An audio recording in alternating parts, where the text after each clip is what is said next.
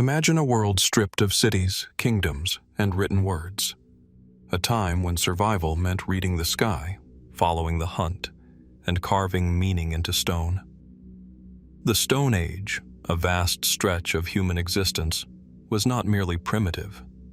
It was mysterious, layered with secrets we are only beginning to uncover. From colossal stone circles aligned with the stars to eerie cave paintings hidden deep underground, every artifact whispers of a mind far more complex than we once believed. But what do these traces really mean? Were the strange markings on cave walls the first language, or something else entirely? Why did our ancestors transport massive stones across impossible distances to raise monuments that still stand today? And what chilling truths hide behind skeletal remains buried with objects that defy explanation? The Stone Age is not just history, it is a shadowed realm of unanswered questions, where every discovery sparks another enigma. So sit back, let your imagination step into the darkness of prehistory, and join us as we uncover the Stone Age period mysteries that will give you chills. In the heart of Egypt, not far from the shifting sands of the Great Pyramids, lies the ancient necropolis of Saqqara, a sprawling burial ground that has yielded some of the most remarkable archaeological finds in history. Beneath its dusty surface, within the tomb of a high-ranking official named Prince Sabu, excavators in 1936 stumbled upon an object unlike anything they had ever seen. Resting silently in the chamber was a disc-shaped artifact carved from a single block of fragile metamorphic rock, schist. At first glance, it resembled no vessel, no tool, and no ornament known from the ancient world. Its surface was smooth, its symmetry striking, and its design, 3 curved lobes radiating from a central hub, bewildered those who uncovered it. This artifact would come to be known simply as the Sabu Disk. What makes this discovery so extraordinary is not merely its form, but the era it belongs to. Prince Sabu lived during Egypt's first dynasty, around 3100 BC. This was a time when the pyramids had not yet risen, when copper tools were still rare, and the wheel, at least as far as archaeologists can confirm, had not yet been introduced into the Nile Valley. And yet, here was a disk whose design seemed to defy the technological horizon of its time. The Sabu Disk is about 61 centimeters in diameter and only a few centimeters thick. The 3 lobes, curving inward toward a central hole, create a shape that appears almost aerodynamic. Some have described it as resembling a propeller, others a modern flywheel. And this is where the puzzle deepens. Schist is not an easy material to carve. It is brittle, prone to shattering, and requires delicate handling. The precision needed to create the disk, its thin structure, the curves of the lobes, the symmetry of the piece, raises questions about the tools and methods available to artisans over 5,000 years ago. How was such a fragile stone shaped with such finesse at a time when copper chisels and simple pounding stones were the main instruments of craft? Mainstream archaeology has attempted to provide answers. Some scholars argue that the disk may have been a type of vessel or bowl, perhaps used in ritual contexts. The lobes, they suggest, could have been functional supports or purely symbolic. Others have speculated it might have been part of a stand or even an incense burner. Yet none of these interpretations fully account for its unusual design. If it were a vessel, why create such thin and fragile lobes that serve no practical purpose? If it were ornamental, why was the disk buried with a prince rather than displayed in a temple or palace? The mystery has only grown as modern eyes have studied the object. Engineers, designers, and enthusiasts of ancient technologies have pointed out the striking resemblance of the Sabu disk to mechanical components we use today. Some see it as a primitive version of an impeller, a device used to move fluids in pumps or turbines. Others note its similarity to modern flywheels, used to store rotational energy. Could the disk have been more than ritual symbolism? Could it have had a function we have yet to understand? This line of questioning naturally leads into more speculative territory. Some fringe theorists propose that the disk was evidence of lost technology, an artifact of knowledge that has since vanished from the human record. Could ancient Egyptians of the First Dynasty have experimented with devices far ahead of their time? Others take the idea further, suggesting it may be a remnant of contact with advanced civilizations, or even something far more otherworldly. While such claims remain unproven, the very existence of the disk keeps the door open to imagination. But even within more grounded speculation, the Sabu disk remains puzzling. For instance, why carve such an object from schist, a stone so brittle it seems unsuitable for functional use? Was it symbolic? An attempt to recreate in stone something originally made from another material, perhaps wood or metal, now long decayed? Could it have been a copy of a tool or mechanism, rendered in ceremonial form, placed in the tomb of a prince to symbolize status, knowledge, or connection to divine power? The tomb of Prince Sabu contained other objects typical of elite burials: vessels, tools, and offerings. But none held the strange allure of the disk. Over the decades since its discovery, it has remained an enigma. No inscription accompanies it, no text explains its purpose. Unlike other artifacts of ancient Egypt, where hieroglyphs or context offer clues, the Sabu disk exists in silence, as if deliberately resisting explanation. Some researchers emphasize that we must not underestimate the ingenuity of early Egyptians. After all, this was a society that mastered stoneworking on a grand scale, erecting monuments that still baffle engineers today. Perhaps the Sabu disk is not evidence of lost science or alien contact, but rather a symbol of creativity, artistry, and ritual meaning that we have not yet deciphered. Even so, the object refuses to settle into any neat category. When one gazes upon it, displayed today in the Cairo Museum, its form is undeniably compelling. The curved lobes catch the eye, their symmetry almost hypnotic. It is at once delicate and purposeful, fragile and precise. To some, it feels like a machine waiting to be understood. To others, it is an artifact of pure symbolism, its meaning lost in the sands of time. And yet the fact remains, it was crafted more than 5,000 years ago, by hands that should not have been able to shape schist into such a form, yet did.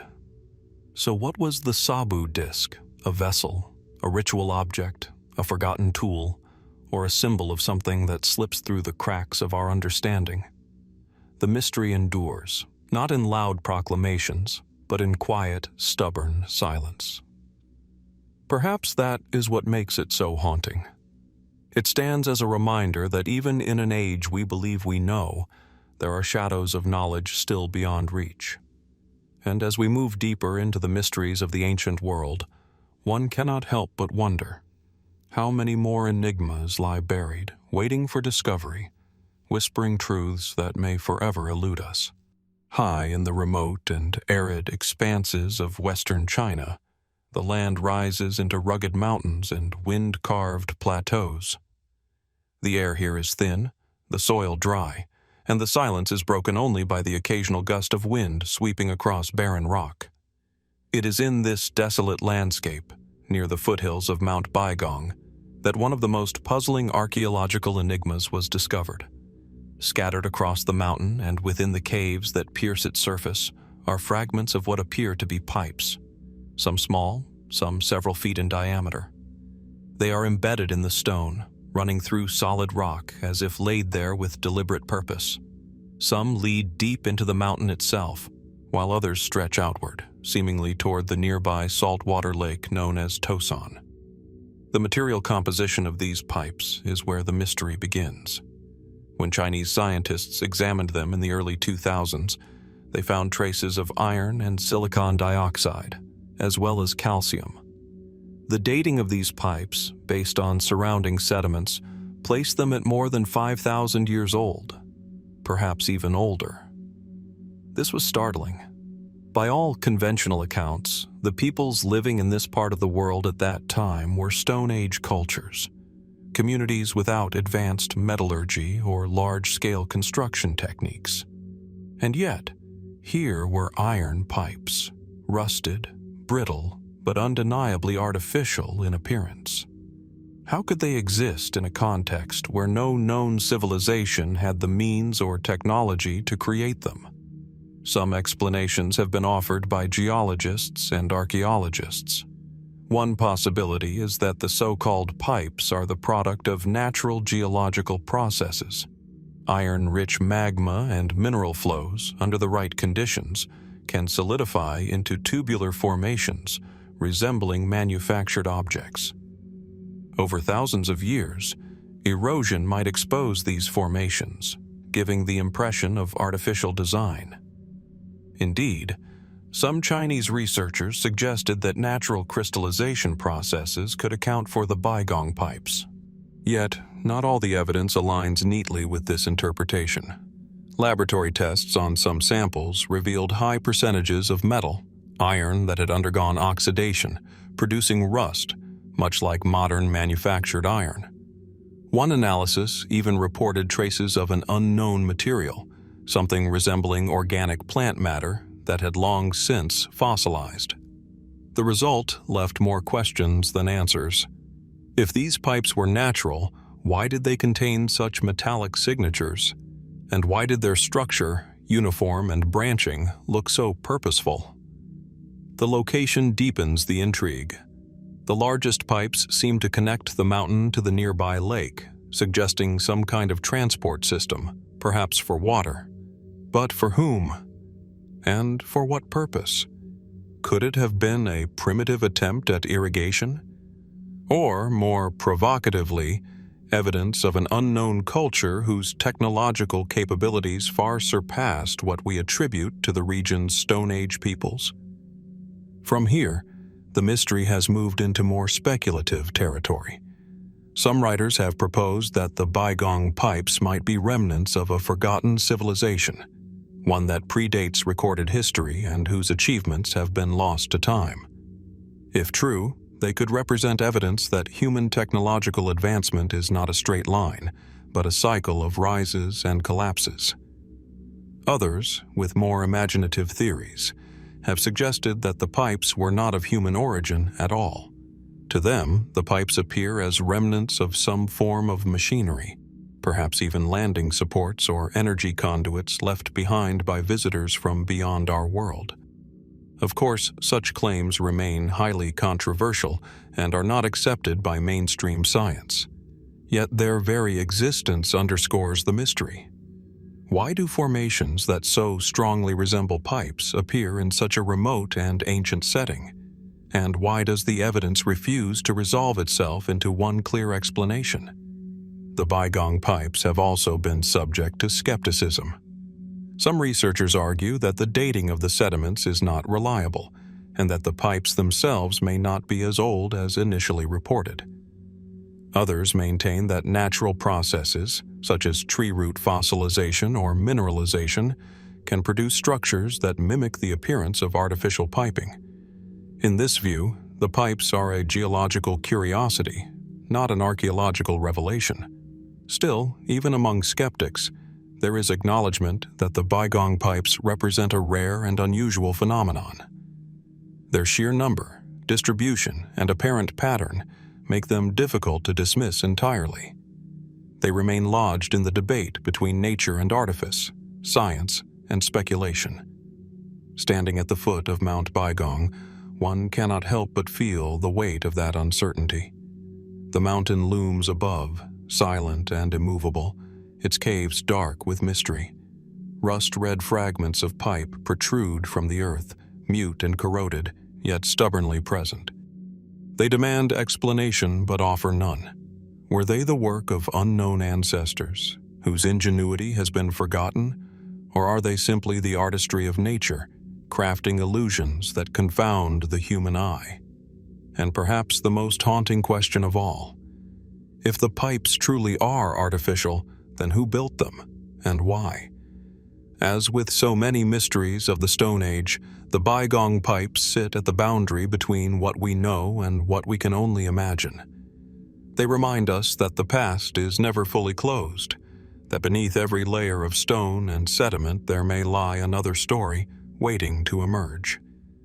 The pipes at Mount Baigong endure as silent sentinels of that uncertainty, symbols of a past that resists easy answers. And as we turn from them to other enigmas, we are left to wonder, what other secrets remain hidden in the remote corners of our world, waiting to confront us with questions we are not yet prepared to answer? Deep in the wilderness of southern Siberia, where dense forests cloak the slopes of the Gornaya Shoria mountains and mist lingers over jagged ridgelines, lies a site that has stirred quiet fascination among archaeologists and mystery seekers alike. Hidden among these ancient peaks are enormous stone formations, massive blocks of granite stacked one upon another, forming walls that tower above the surrounding terrain. Some of the stones are estimated to weigh more than 3,000 or 4,000 tons, dwarfing even the megaliths of Stonehenge or the Great Pyramids of Egypt.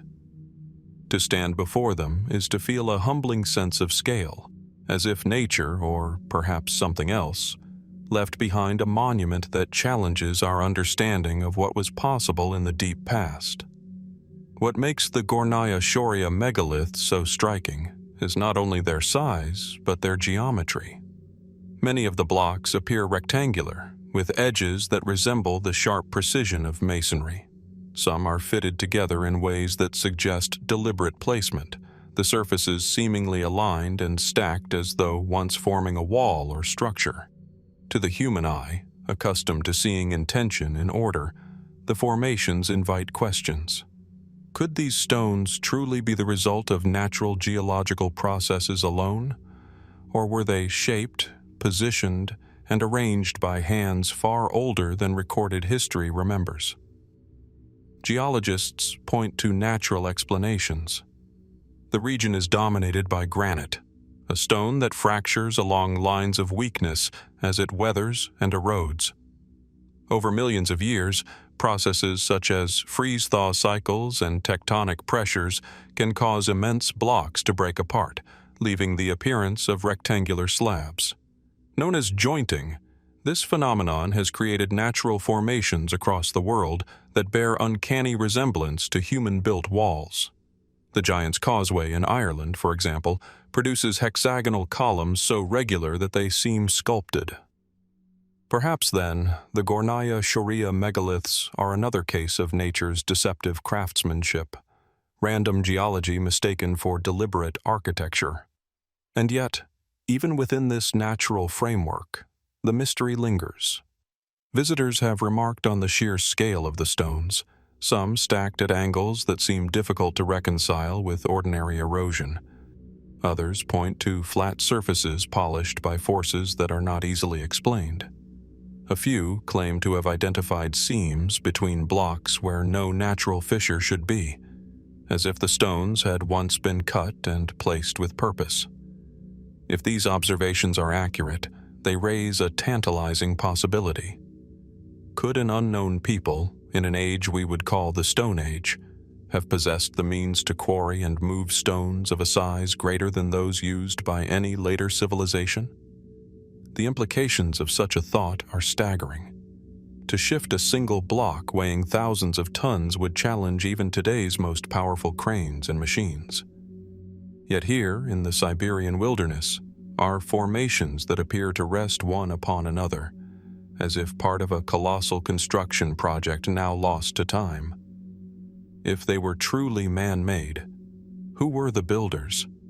And why would they raise such immense structures in so remote a place?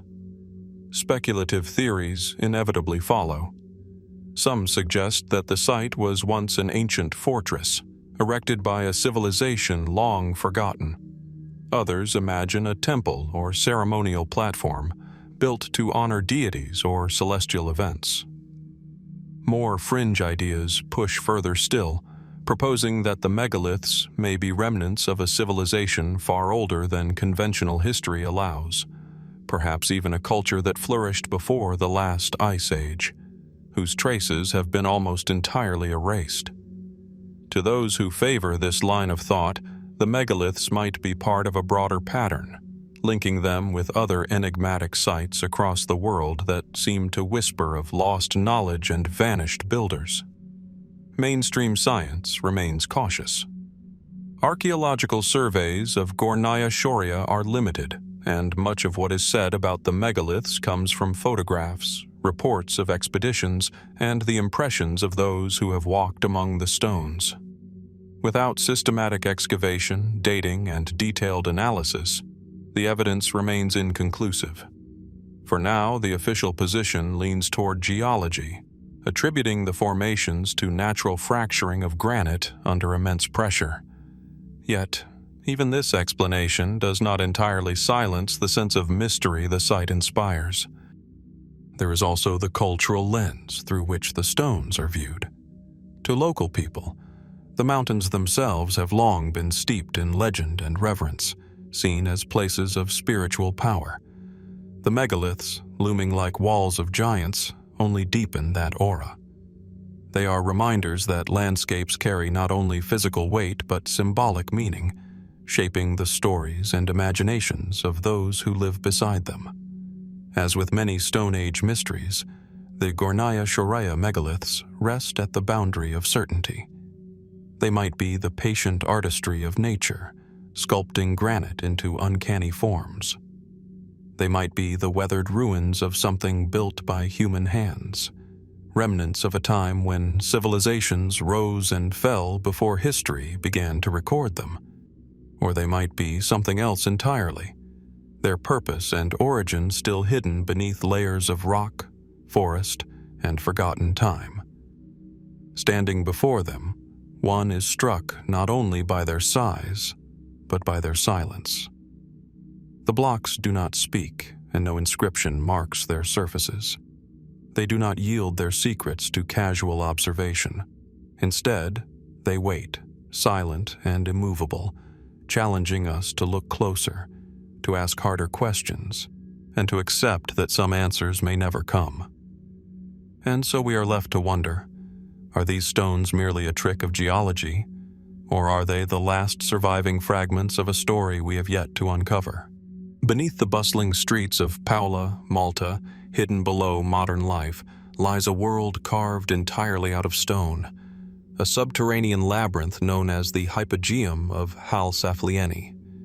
At first glance, its passageways feel almost otherworldly, narrow corridors leading to vast chambers, ceilings curving in smooth arcs, walls painted with red ochre spirals and geometric designs that have endured for millennia. Dim light plays across these ancient surfaces, and silence seems to amplify every sound. To enter is to step not only underground, but backward in time, into an enigma that continues to perplex archaeologists, historians, and seekers of mystery alike. Discovered in 1902 during construction work, the Hypogeum is believed to date back as far as 4000 BC, making it one of the oldest known underground temples in the world. Entirely hand-carved from limestone, it stretches across 3 levels, descending deeper and deeper into the earth. Within its chambers, archaeologists found thousands of human remains, men, women, and children laid to rest together in what appears to have been both a necropolis and a place of ritual. Yet, as with many of the Stone Age's greatest monuments, the structure resists simple explanations. One of the Hypogeum's most remarkable features is its acoustics. In a chamber now called the Oracle Room, a speaker's voice resonates with unusual power. A low male voice can echo throughout the subterranean complex, vibrating in ways that are felt as much as heard. Some researchers have speculated that the builders deliberately engineered this resonance, perhaps using sound as part of their rituals. Could chanting or drumming in these underground halls have been intended to alter consciousness, to create a bridge between the living and the spirit world? The symbolism carved into the stone raises further questions. The spirals and geometric motifs recurring across the walls and ceilings suggest patterns of thought we still struggle to interpret. Were they purely decorative, or did they encode beliefs, cosmologies, or knowledge lost to us? In one chamber, a colossal figure known as the Sleeping Lady was discovered, a small statue depicting a corpulent woman lying on her side, apparently in repose. Interpreted by some as a symbol of fertility, by others as a guardian of the dead, the figure adds another layer of mystery to the subterranean complex.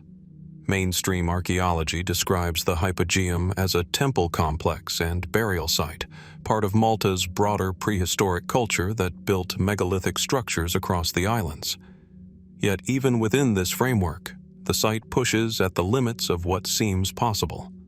Carving such an extensive labyrinth with the tools of the time, stone hammers, antler picks, and bone chisels, would have required immense labor and extraordinary organization. Why invest such effort beneath the earth, when above-ground temples might have served similar purposes? Was there something about the underground itself that mattered? A belief that descending into the earth was essential for communion with gods, spirits, or ancestors? The more speculative interpretations draw the Hypogeum into even stranger territory. Some have suggested that the site's resonance effects indicate an advanced understanding of acoustics, far beyond what we typically attribute to Neolithic societies. A few even propose that sound itself was the object of their worship, or that the Hypogeum functioned as a kind of resonant chamber designed for purposes we cannot yet grasp. Others wonder about the thousands of skeletons once said to have been found there. Early reports suggest that many of these remains were unusual, elongated skulls with distinctive features. While some argue this could be the result of natural variation or even cranial deformation practices, others claim it hints at something more extraordinary, perhaps a now-vanished lineage of humans. Controversy has also surrounded the fate of these bones. Many were reportedly removed from the site in the early 20th century, transferred to museums or institutions, only to disappear from official records. Today, relatively few skeletal remains are displayed or studied, fueling speculation about what might have been discovered and why such material is no longer readily available for examination. Were they lost through neglect, hidden away, or perhaps suppressed because they did not fit comfortably within established narratives? And yet, even without the missing bones, the Hypogeum challenges easy categorization. Its scale, its artistry, its acoustics, and its symbolism place it among the most extraordinary structures of the ancient world. To walk its corridors is to feel the weight of a presence that defies explanation.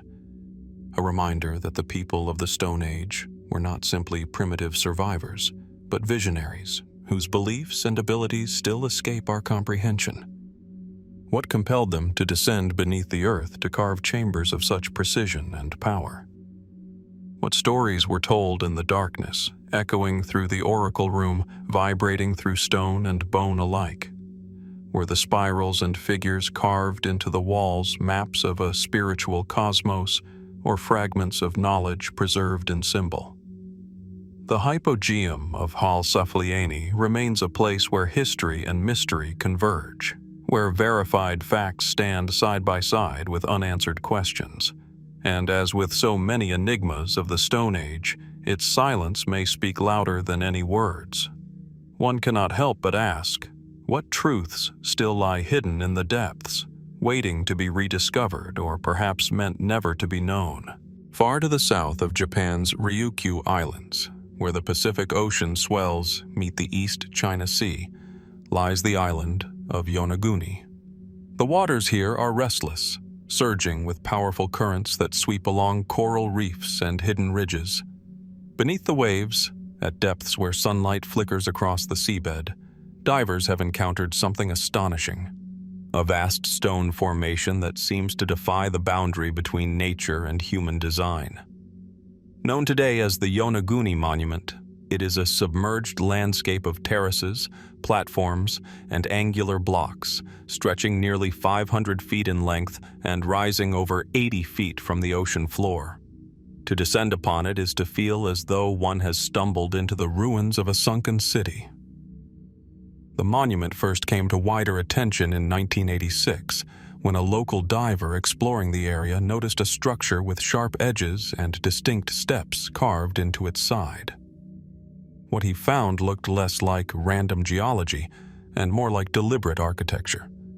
Since then, divers, researchers, and archaeologists have examined the formation, documenting vast stair-like terraces, sheer walls, flat platforms, and geometric shapes that seem almost too precise to be accidental. Some describe the site as resembling a pyramid, its steps descending into the sea. Others see what appear to be avenues, plazas, and even carvings that hint at human hands. At first glance, the idea of such a structure raises profound questions. If it were man-made, who built it and when? The waters surrounding Yonaguni rose significantly at the end of the last ice age, around 10,000 years ago. If the monument truly is the work of humans, it must have been constructed before the seas swallowed it, placing its creation at a time long before the rise of known civilizations in East Asia. Could this mean that an advanced society once thrived here, only to be lost as the oceans rose? Geologists, however, offer a more cautious explanation. They argue that the monument's features may be the result of natural processes. The region's sandstone is prone to fracturing along straight lines, breaking into angular blocks that can mimic man-made steps and walls. Earthquakes, common in this tectonically active zone, may have shaped the rocks further, leaving the appearance of terraces and platforms. In this view, the Yonaguni Monument is a natural formation, remarkable but not artificial. Yet not all are convinced. Some researchers point to features that seem to resist purely natural explanations. A triangular formation resembling a road, a flat terrace with what appear to be pillars, and even marks that look like inscriptions carved into stone. Marine geologist Masaki Kimura has been among the strongest proponents of the man-made hypothesis. He has suggested that the monument might be the remains of a lost civilization, potentially part of a broader complex of structures now submerged along the Okinawan coast. If true, the Yonaguni Monument could be evidence of one of the oldest and most advanced societies known to humankind, older even than Mesopotamia or Egypt. This possibility has sparked further speculation. Some envision Yonaguni as a lost city, perhaps an echo of the fabled Atlantis, displaced into Pacific waters. Others imagine it as part of a forgotten maritime culture, one that mastered stone construction and navigation long before history records such feats. Still others propose it may have been a ceremonial center, a place of gathering and ritual that was swallowed by the sea when glaciers melted and coastlines shifted. Critics caution against such leaps. Without artifacts, inscriptions, or clear signs of habitation, they argue, the case for human construction remains unproven. The ocean is a difficult place for preservation, and many features that seem architectural may simply be illusions born of expectation. The human tendency to see order in chaos, to impose design on natural shapes. The debate, then, remains unresolved. Geology or engineering, accident or intention. And yet the mystery persists because the monument itself is so compelling. Divers swimming through its passageways describe a sense of awe, as if navigating a forgotten world. The scale is immense, the geometry uncanny, and the silence of the underwater realm deepens the enigma. For those who believe it man-made, it speaks of lost knowledge, civilizations erased by time and tide. For those who see it as natural, it remains an extraordinary example of nature's ability to mimic the works of humankind. What is perhaps most fascinating is the space in between these explanations, the gray zone where imagination takes root. If the monument is natural, did early peoples perhaps still use it, modifying or venerating the site for purposes we cannot yet know? If it is artificial, does it point to a chapter of human history that has been buried beneath the waves, waiting for rediscovery? The Yonaguni Monument rests quietly beneath the sea, its steps covered in coral, its terraces explored by curious divers but never fully explained. It reminds us how much of our planet's past lies hidden beneath rising waters, beyond the reach of easy study. As the currents sweep across its massive stones, one is left with a question that has no final answer. Is this a marvel of geology or the silent testimony of a civilization the world has forgotten? From the depths of the ocean around Yonaguni, our journey now carries us inland, back to the hot, fertile plains of Mesopotamia, where some of humanity's earliest villages and temples took root. Here, in what is now southern Iraq, archaeologists uncovered a discovery that continues to puzzle and unsettle. Small figurines, crafted in clay, belonging to the Ubaid culture that thrived between 5000 and 4000 BC.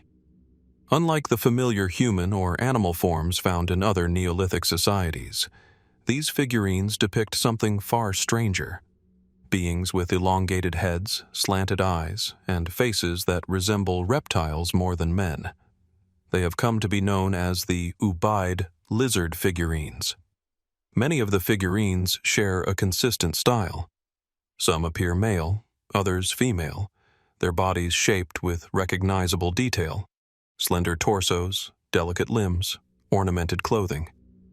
Yet their heads, with tapering snouts and wide, almond-shaped eyes, are unmistakably non-human.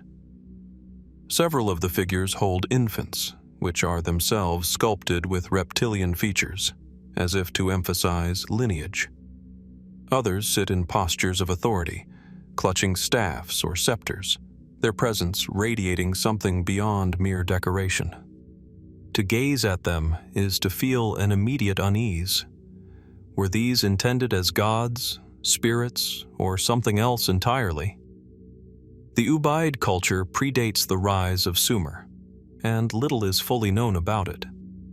What we do know is that they established settlements across the region, practiced irrigation-based farming, and laid foundations for many aspects of Mesopotamian civilization.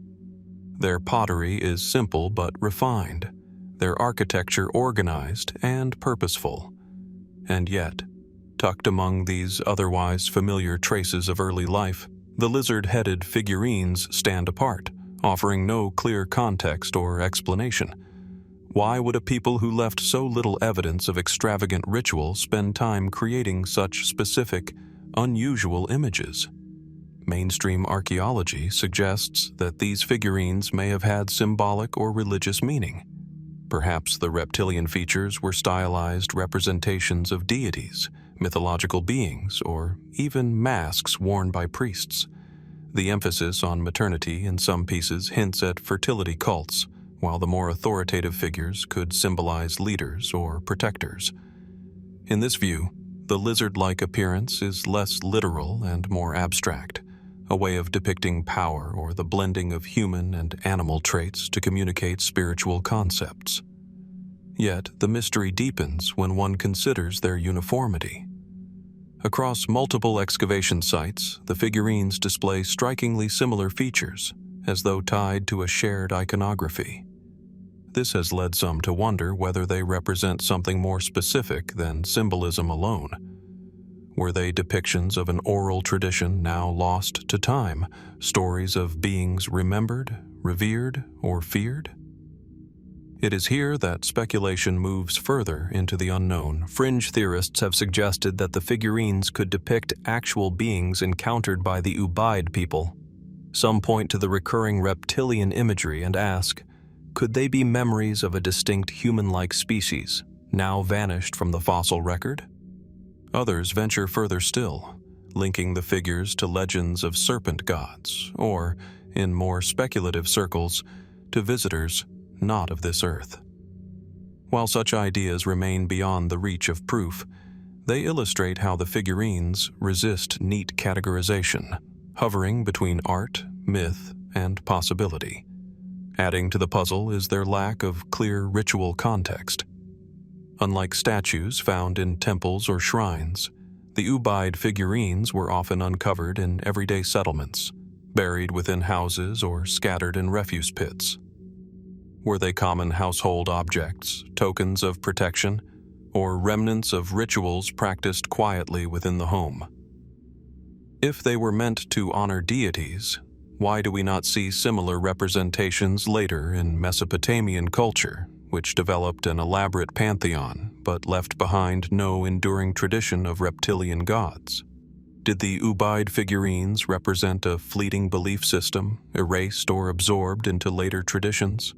Or do they stand alone, as artifacts of a worldview we cannot hope to reconstruct? The enigma becomes even more profound when viewed in the broader context of world archaeology. Across distant cultures, reptilian imagery has appeared again and again, in mythologies, in art, in sacred symbolism.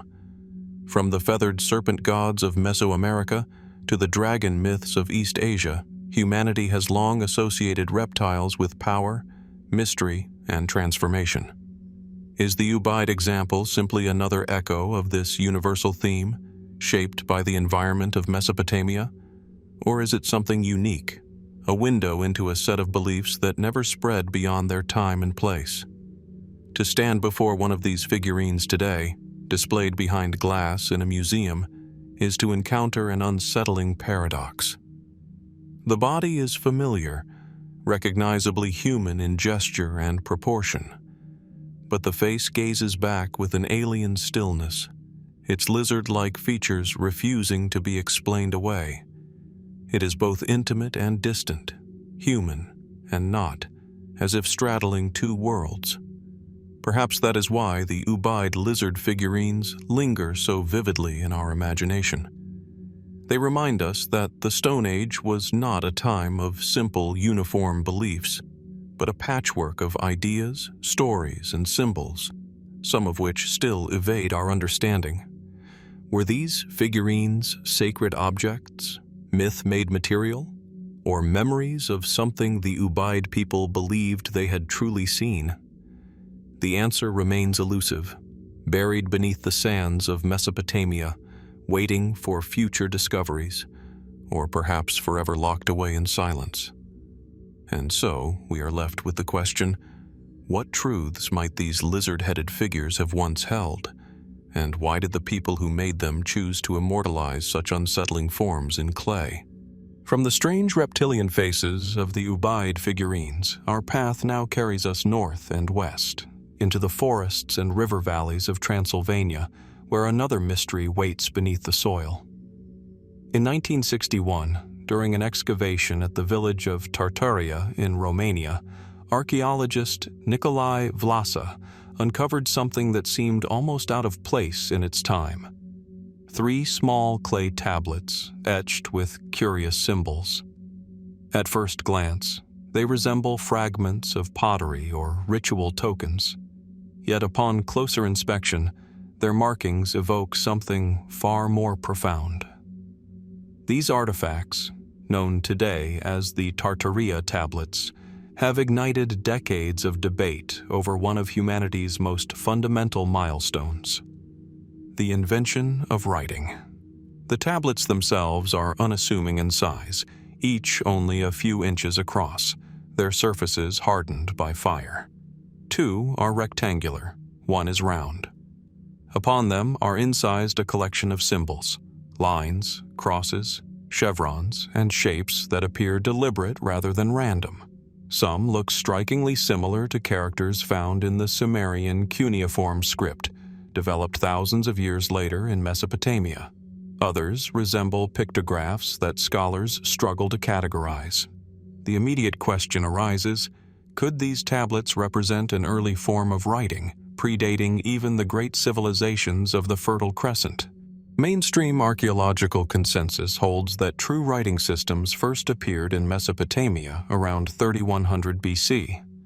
The Tărtăria Tablets, however, are dated, at least by the context in which they were found, to roughly 5300 BC.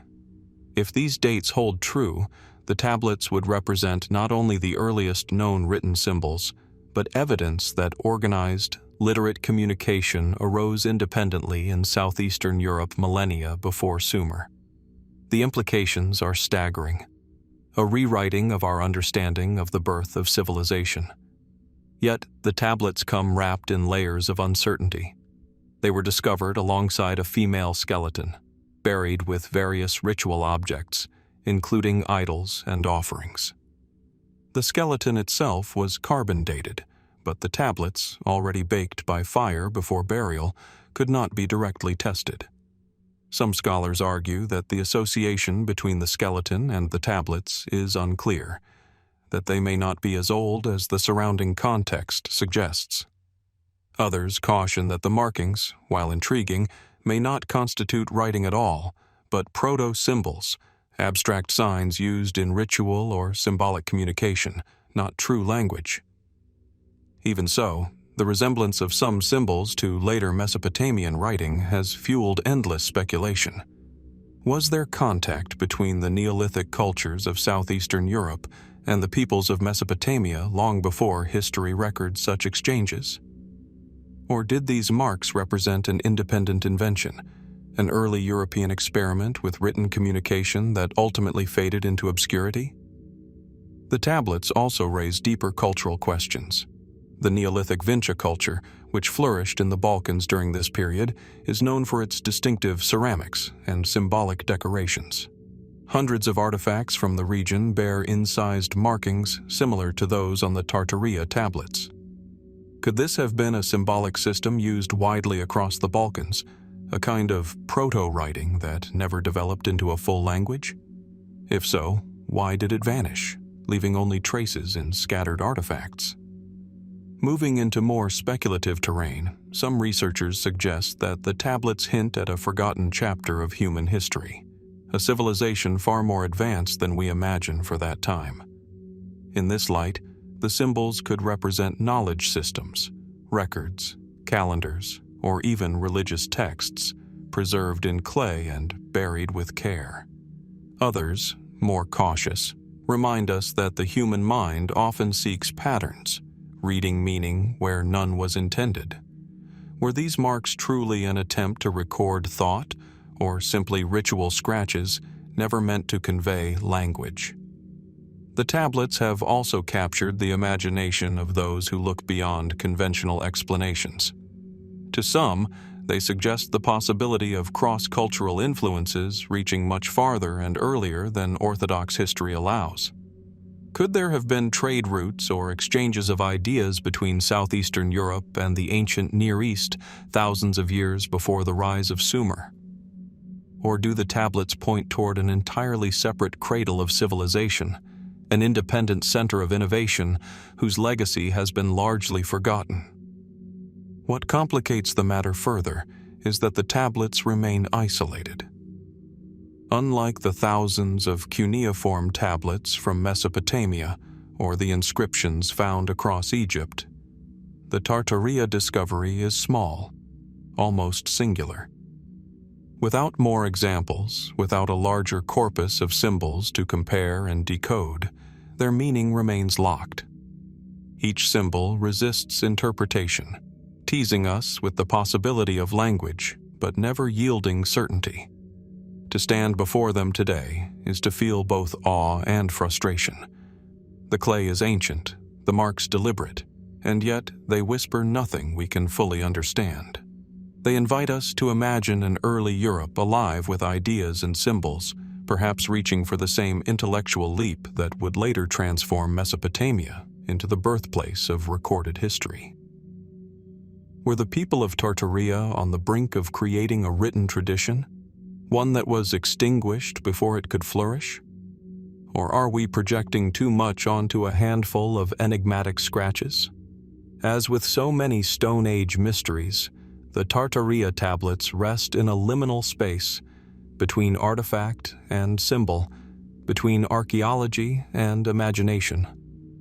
They remind us how fragile our understanding of the past truly is, built on fragments and chance discoveries, and they leave us with a question that may never find a definitive answer. Do these tablets mark the dawn of writing, or are they the relics of a different, forgotten kind of human expression? From the mysterious clay tablets of Tărtăria, our journey now turns across the ocean to the high plains of the Andes, where another enigma awaits, one carved not into clay, but into stone of unimaginable scale. Here, at an altitude of nearly 13,000 feet near the shores of Lake Titicaca in modern-day Bolivia, lies a site that continues to confound archaeologists and engineers alike. It is called Puma Punku, a name that means the door of the puma. What remains today is a field of scattered megaliths, immense stone blocks, some weighing more than 100 tons, arranged in patterns that hint at once grand structures. The stones lie toppled, as though some ancient catastrophe brought them down, leaving behind only fragments of their former design. Yet even in ruin, they bear witness to craftsmanship that seems astonishing for their age. The stones of Puma Punku are not ordinary. They include massive slabs of red sandstone and intricately cut blocks of gray andesite, a stone so hard it rivals granite. Some of the blocks are carved with sharp right angles, precise grooves, and interlocking shapes known today as H-blocks. These pieces fit together with astonishing accuracy, almost like elements of a complex puzzle. To walk among them is to feel the presence of geometry and order, as if the builders worked not with rudimentary tools, but with techniques that defy our expectations of a Stone Age culture. Mainstream archaeology dates Puma Punku to around 500 AD, attributing it to the Tiwanaku civilization, which flourished in the region long before the rise of the Inca. According to this interpretation, the site was a ceremonial and religious complex, part of a larger city that once stood as a center of Andean culture.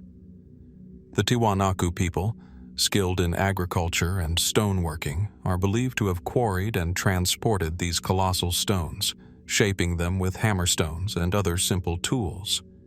But here lies the central question. How did they achieve such precision? Some of the cuts are so fine, the angles so exact, that they appear as though machined. Grooves run straight and true, and flat surfaces meet at perfect right angles.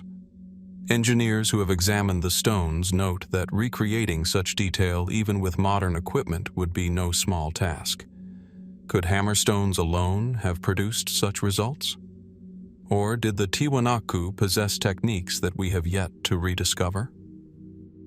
Then there is the puzzle of transportation. Some of the sandstone blocks came from quarries located nearly 10 miles away. Others, made of andesite, are thought to have been brought from quarries on the opposite side of Lake Titicaca, over 50 miles distant, across water and rugged terrain. Moving stones of such immense weight would be difficult even with advanced machinery. How then did the builders of Puma Punku accomplish it, at an altitude where oxygen is thin and the climate harsh? Were thousands of laborers and ingenious methods employed, as some suggest? Or are we missing a chapter of knowledge about how ancient peoples harnessed natural forces? Speculation grows from these unanswered questions. Some suggest that Puma Punku was the site of an advanced culture, now lost to time, whose knowledge of engineering surpassed what we attribute to early civilizations. Others propose that the precision of the stones indicates a symbolic or ritual purpose, that the geometry itself carried meaning, perhaps related to cosmology, religion, or even sound. And in more fringe circles, the site has been linked to theories of forgotten technologies, or even contact with beings beyond our world. Yet the stones themselves remain silent. There are no inscriptions, no records left to explain who built Puma Punku or why. Unlike Mesopotamia or Egypt, the Andes did not give rise to a written tradition that could preserve such knowledge. What we have are the ruins, scattered and eroded, speaking only through their immense presence. Still, the mystery of Puma Punku lies not only in what we do not know, but also in what we see. To stand before the H-blocks, their edges still crisp after centuries of exposure, is to confront a paradox. They appear both ancient and impossibly modern. Were they simply the work of patient craftsmen, applying extraordinary skill with simple tools? Or do they point to techniques we have overlooked, or perhaps knowledge handed down from sources long forgotten? The ruins rest quietly on the Andean plateau, winds sweeping over their massive forms, the sun casting long shadows across their carved surfaces. They are a reminder that history is not always straightforward, that the line between what we know and what we do not remains blurred. Puma Punku challenges us not only with questions of engineering, but with questions of memory. How much of human ingenuity has been lost, and how much remains buried, waiting to be rediscovered? And so the stones endure, silent yet insistent, pressing upon us the same question echoed by so many mysteries of the Stone Age. What truths still lie hidden beneath the weight of time, waiting for us to see them? From the monumental ruins of Puma Punku high in the Andes, our journey now moves across continents, to the rolling hills, dense forests, and windswept coastlines of Europe and Asia. Scattered across these vast landscapes are enigmatic structures that seem at once simple and profound. They are known as dolmens, stone chambers built of massive slabs, arranged into table-like formations, their great capstones balanced upon upright supports. Weathered by centuries of wind and rain, they stand as silent sentinels of prehistory, raising questions that continue to echo through time. Dolmens appear in extraordinary numbers. In France and the British Isles, in Korea, Russia, India, and the Caucasus, these structures dot the land like fragments of a forgotten architecture. Some rest alone on isolated ridges, while others cluster in groups, forming ancient necropolises.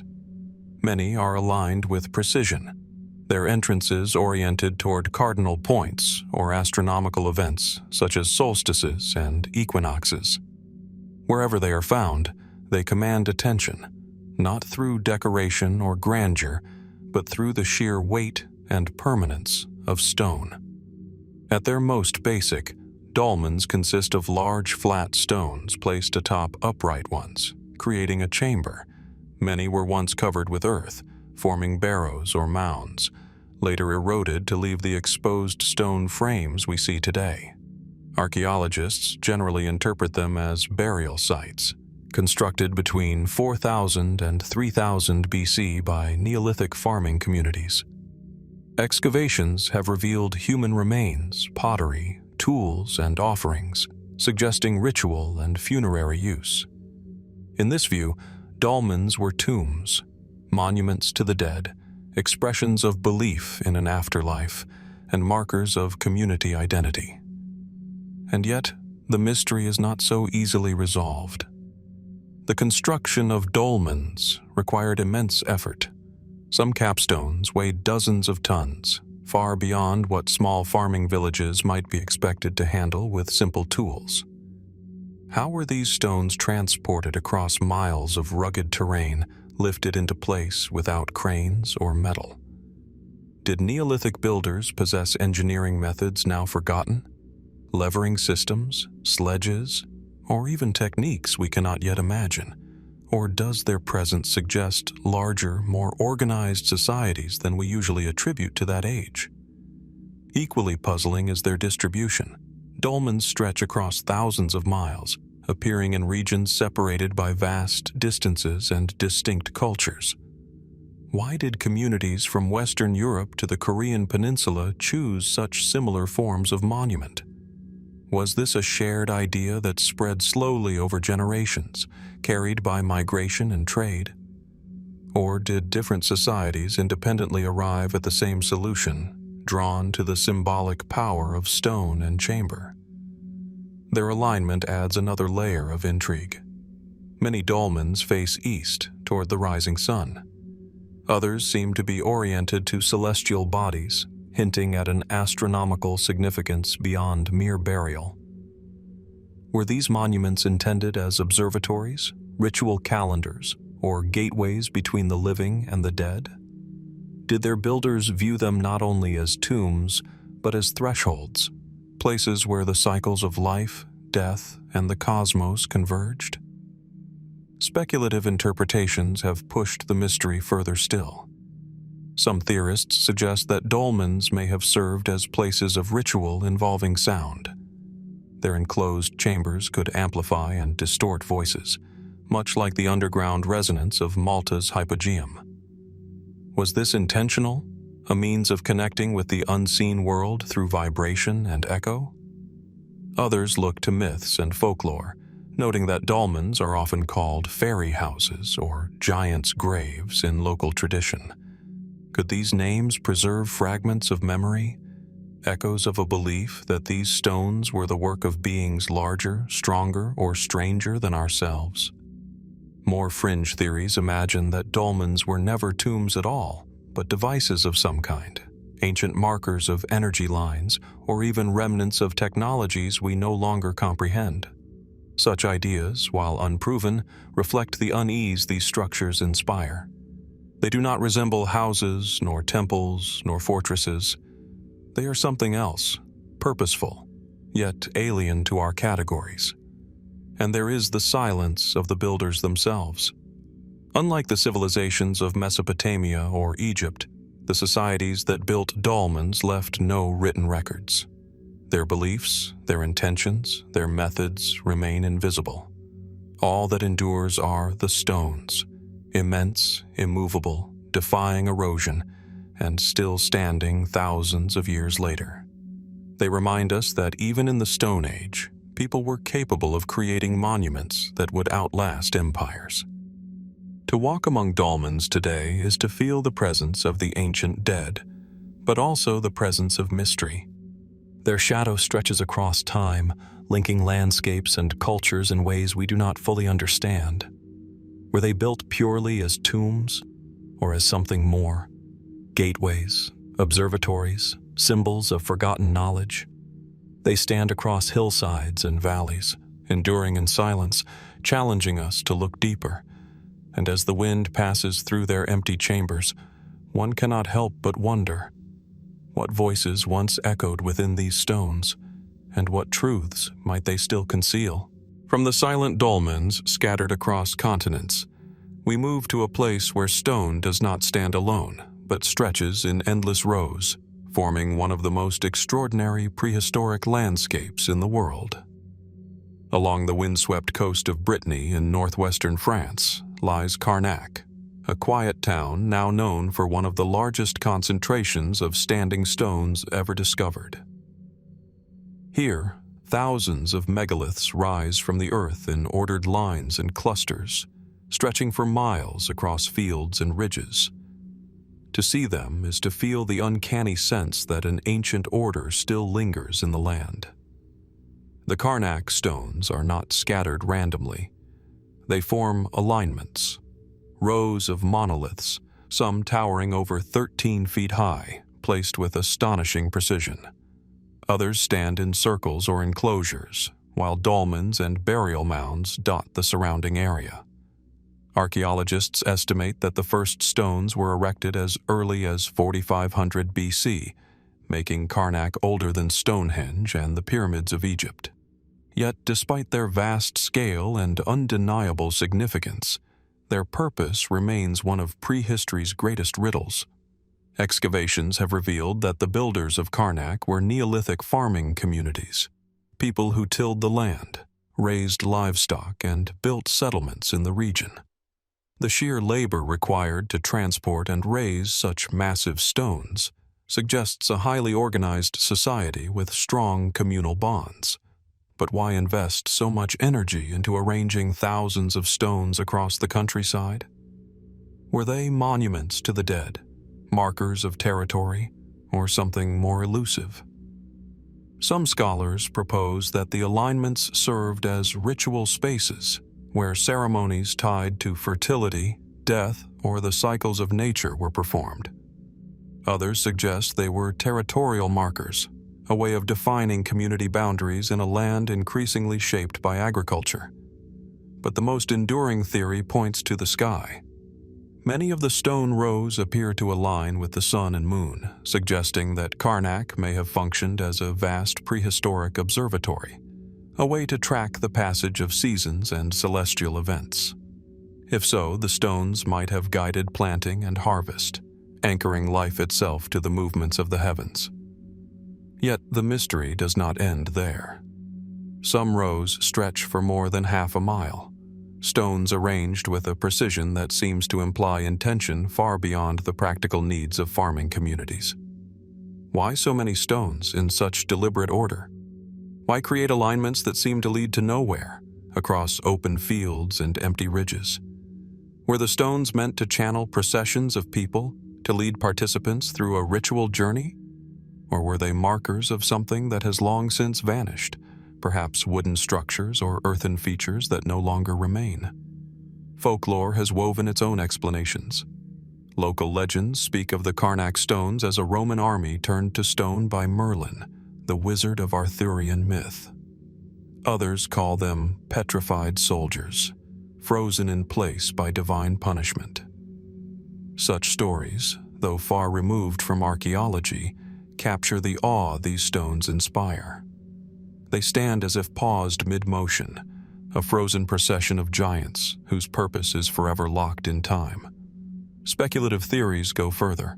Some have suggested that the Carnac Stones form part of an ancient energy grid, channeling forces of the earth we no longer understand. Others have connected their alignments to distant sites, imagining networks of megaliths stretching across continents, linked by purpose and design. While such ideas remain outside mainstream scholarship, they reflect a deeper truth. The stones resist easy explanation, and so they invite imagination. Even within more grounded inquiry, questions persist. Recent studies using aerial surveys and advanced mapping have revealed patterns not easily visible from the ground, clusters, shapes, and alignments that suggest a complexity of planning we still struggle to decode. Were the stones arranged to mirror constellations as some propose? Did their builders attempt to inscribe the cosmos onto the earth itself? To walk among the Carnac Stones today is to be surrounded by silence broken only by the wind and the cries of seabirds. The rows seem endless, their rhythm hypnotic. Each stone stands weathered yet unyielding, its surface marked by millennia, its presence still commanding. They speak of human effort on a colossal scale, yet their message remains just beyond reach. Were they temples of stone, astronomical calendars, or monuments of memory? Were they meant to honor the dead, to guide the living, or to connect both to forces greater than themselves? We cannot say for certain. What we can feel standing among them is the power of a mystery that endures across 5,000 years, a mystery that asks us not only what these people built, but what they believed, and what truths they carried that we may never know. And as the sun sets over the alignments, casting long shadows that stretch from stone to stone, one question lingers in the quiet fields of Brittany. What vision compelled the ancients to raise so many stones, and what secret purpose might still be buried beneath them? From the long, ordered lines of Carnac in Western Europe, our path now leads eastward, across mountains and steppes, to a land where rugged peaks rise like stone fortresses above green valleys. In the Caucasus, straddling the frontier between Europe and Asia, ancient monuments stand hidden among forests and hillsides, mysterious megaliths whose presence whispers of forgotten builders and unexplained traditions, Weathered and moss-covered, they appear at first like scattered ruins of a lost architecture. Yet closer inspection reveals something far stranger: precision, design, and features that have puzzled researchers for decades. These Caucasian megaliths, often referred to as dolmens, number in the thousands. Found in places such as the western Caucasus of Russia and Georgia, they share a common form: massive stone blocks arranged into rectangular chambers capped with heavy slabs.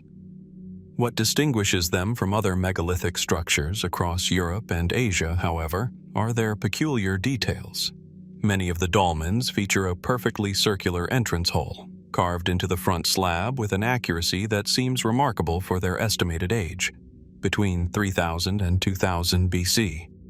Some of these openings are less than a meter in diameter, leading into dark, enclosed chambers that may once have held the remains of the dead, or perhaps something else entirely. The stones themselves fit together with surprising precision. Large blocks are joined so tightly that in some cases a knife blade cannot pass between them. The interiors often show careful shaping, while the exteriors display grooves, carvings, and, occasionally, enigmatic markings. To wander among them is to feel an uncanny mix of human familiarity and alien design. Why would Stone Age builders go to such effort not only to move immense slabs of stone, but to carve them with such deliberate symmetry? Archaeologists have long interpreted these dolmens as burial sites. Excavations have revealed human bones, pottery, and tools, suggesting they were used as tombs for elite individuals or as collective burial chambers.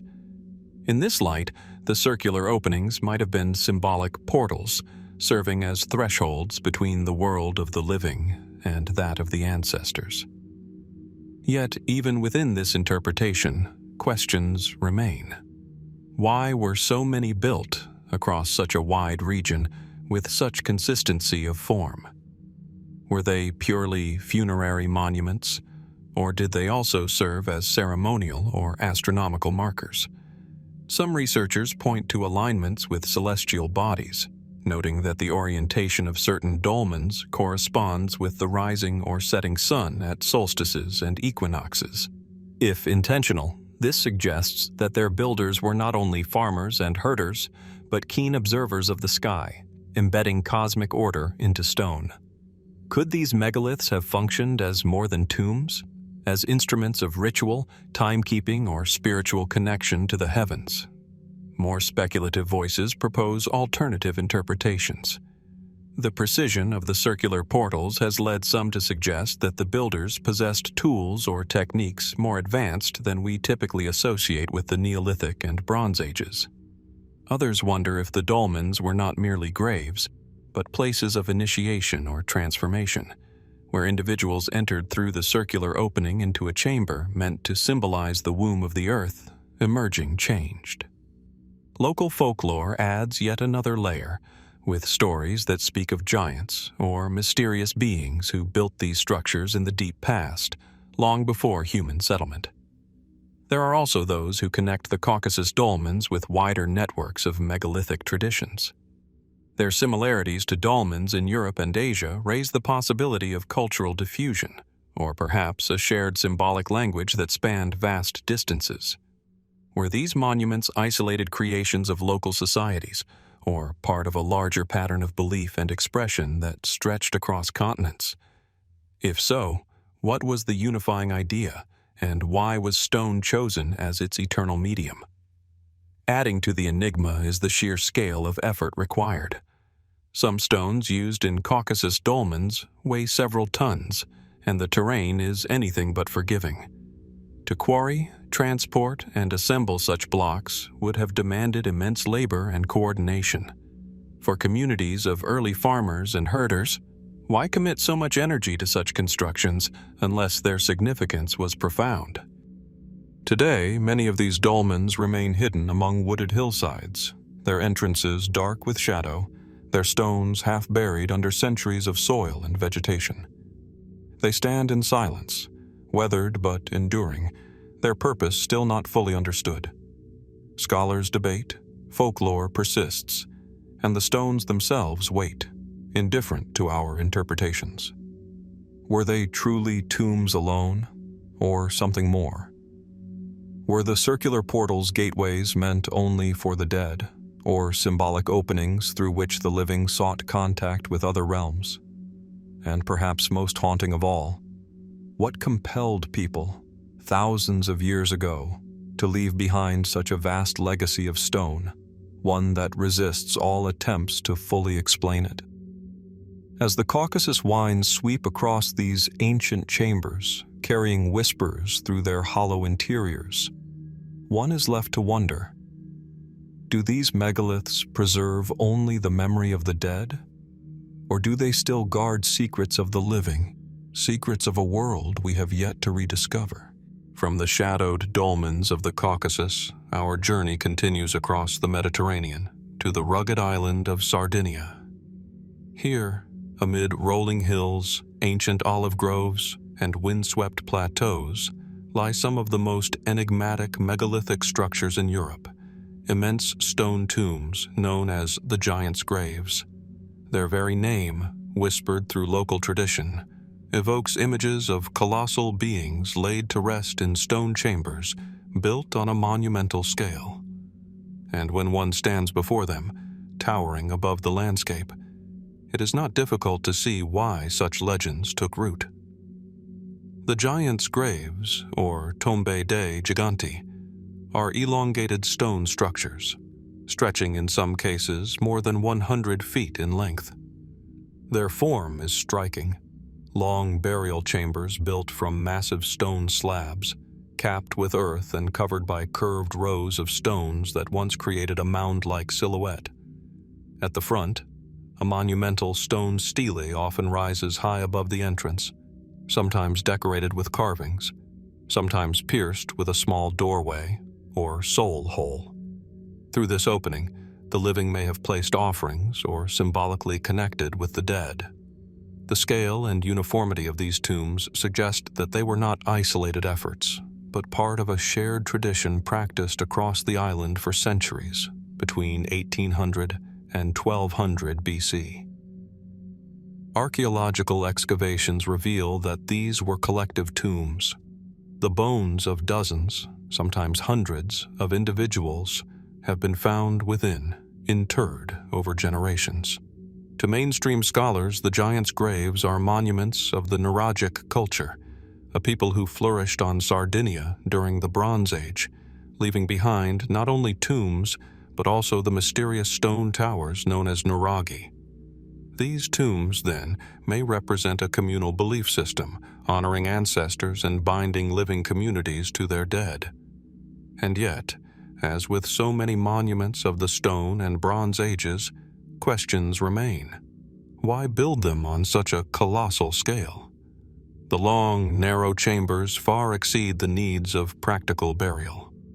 The tall steles, with their arched shapes and carved portals, seem designed not just for the dead, but for ceremony, for visibility, for meaning that transcends function. Were these tombs not only repositories of bones, but also stages for ritual gatherings, places where the community came together to commune with powers greater than themselves? Local folklore preserves a different vision. For centuries, the people of Sardinia believed that these tombs held the remains of giants, ancient beings of immense size and strength. Stories tell of colossal skeletons uncovered within, though none have been documented by modern science. Could these tales be echoes of exaggerated memory, born from the sheer scale of the stones themselves? Or do they reflect a deeper cultural memory of something we cannot fully explain? The very name, Giants' Graves, anchors these structures within a realm of myth, blurring the line between archaeology and legend. Some visitors to the tombs report sensations of power, as though the stones themselves retain an energy. Others point to their curious shapes, noting that from above, some resemble bull's horns or elongated bodies, perhaps tied to fertility cults or cosmological symbolism. Were the tombs designed not only as final resting places, but as embodiments of a worldview, part architecture, part myth, part ritual. Speculative theories have naturally emerged. Some suggest that the giants' graves were aligned with celestial bodies, their elongated axes pointing to the rising or setting sun at key times of the year. If so, they may have served as cosmic markers, binding the cycles of life and death to the movements of the heavens. Others go further, wondering whether the tales of giants hint at lost populations, whether literal or metaphorical, whose memory lingered in stone long after their disappearance. There is also the puzzle of continuity. Why did the Nuragic people devote such effort to these immense tombs, when smaller, simpler burial practices would have sufficed? Did they believe that their ancestors required monumental structures to house their spirits? Or did the tombs serve the living more than the dead, acting as enduring symbols of power, identity, and connection to a mythic past? To stand before a giant's grave today is to encounter a structure that is both stark and profound. The long, low chamber stretches into shadow, while the great stele rises like a sentinel. The entrance portal, small and dark, seems almost to beckon, inviting questions that cannot be answered. Who were these people, so devoted to stone, so intent on building for eternity? What did they hope to preserve, and what did they fear losing? The giants' graves remain, weathered but enduring, scattered across Sardinia like echoes of a forgotten order. Archaeology tells us they were tombs, collective resting places for Bronze Age communities. Folklore insists they belonged to giants, beings whose presence lingers in story, if not in bone. Between these explanations lies the enduring mystery, one that invites us to wonder whether these monuments were more than tombs, whether they were bridges between the human and the cosmic, between the world we know and the one that remains hidden. And as the Sardinian sun dips low over the horizon, casting long shadows across these ancient stones, one question lingers. Do these tombs tell the story of ordinary lives honored in extraordinary ways, or do they guard secrets far older, waiting to be revealed in the silence of stone? From the giants' graves of Sardinia, where myth and monument intertwine, our journey now leads deep into the unforgiving deserts of southern Egypt. Here, beyond the fertile ribbon of the Nile, stretches the barren expanse of the Nubian desert, a landscape of shifting sands, blistering heat, and horizons broken only by scattered rock formations. It is in this stark and desolate place, at a site known as Nabta Playa, that archaeologists uncovered something astonishing: a megalithic arrangement of stones that may represent one of the world's earliest known astronomical monuments. At first glance, Nabta Playa appears modest compared to Stonehenge or the Carnac alignments. A circle of upright stones, some only a few feet tall, stands upon the desert floor. Around it lie scattered megaliths and burial sites, their weathered surfaces blending into the surrounding wilderness. And yet, what is remarkable is not their size, but their age.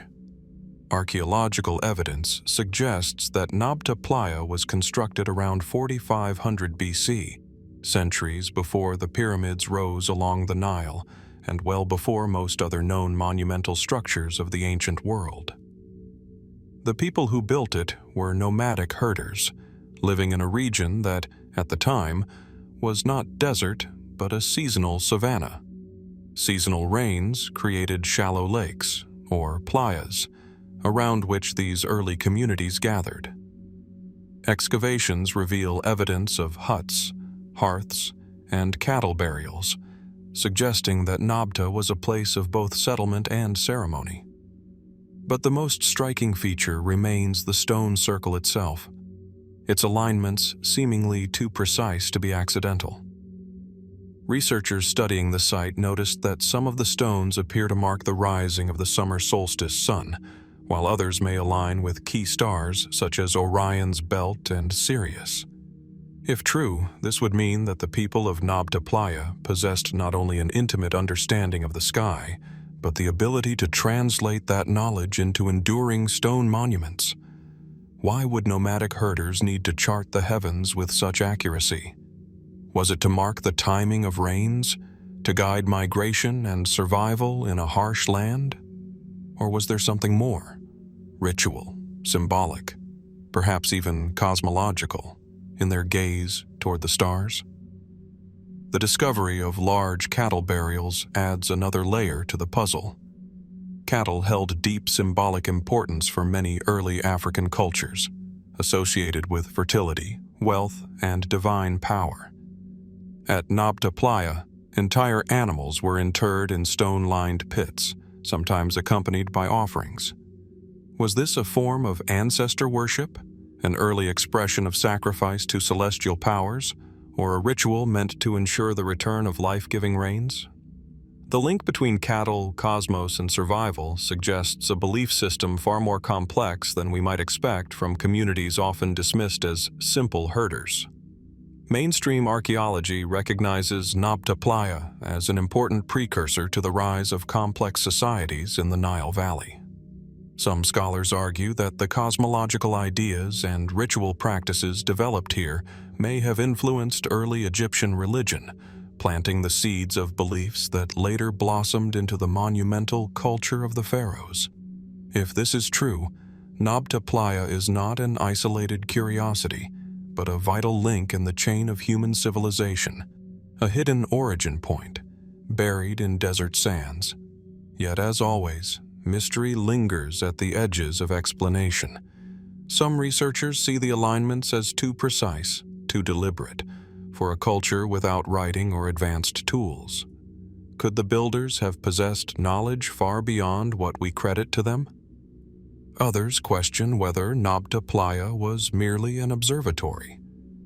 Perhaps it was also a temple, a place where sky, earth, and community converged in ritual acts we can only imagine.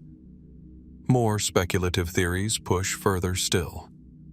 To some, the stone circle resembles not just an early calendar, but a model of the heavens, a prehistoric attempt to map the stars. Fringe ideas even suggest connections to lost civilizations, or to knowledge that seems out of place for the time. While such notions remain unproven, they reflect the awe inspired by this modest yet profound arrangement of stones. What deepens the enigma is the silence of the site itself. There are no inscriptions, no surviving myths, no voices from the builders to explain their intentions. The desert has preserved only stones, burials, and fragments of settlement. All interpretation is ours, cast backward across thousands of years, onto a people who left no written memory. Standing at Nabta Playa today, amid the emptiness of the Nubian desert, the stones seem almost fragile against the vastness of the landscape, and yet they endure, aligned with a sky that has barely changed since their placement. To watch the solstice sun rise over them is to witness a continuity across 6,000 years, a reminder that even in the deep Stone Age, humans were already seeking connection with forces larger than themselves: time, cosmos, eternity. Were these stones simply tools for survival, marking the cycle of rains? Were they sacred markers of belief, binding earth to sky through ritual? Or do they hint at something even greater, a depth of knowledge long forgotten? The sands of Nabta Playa whisper no answers, only questions. And so the circle remains, half buried, half revealed, a silent witness to a people who looked to the heavens and inscribed their vision in stone. What else, still hidden beneath the desert, might one day emerge to reshape our understanding of the Stone Age and the mysteries it has left behind? From the windswept sands of Nabta Playa, where stone circles hinted at cosmic order in the desert, our journey now turns northward, to a land of cold seas, relentless winds, and green, treeless fields. On the storm-battered coast of Orkney, in the far north of Scotland, lies one of the most remarkable Neolithic sites in Europe. Half buried for millennia beneath layers of sand, It was uncovered by chance after a violent storm in 1850. What emerged was a village so well preserved it has often been called the Scottish Pompeii. Its name is Skara Brae.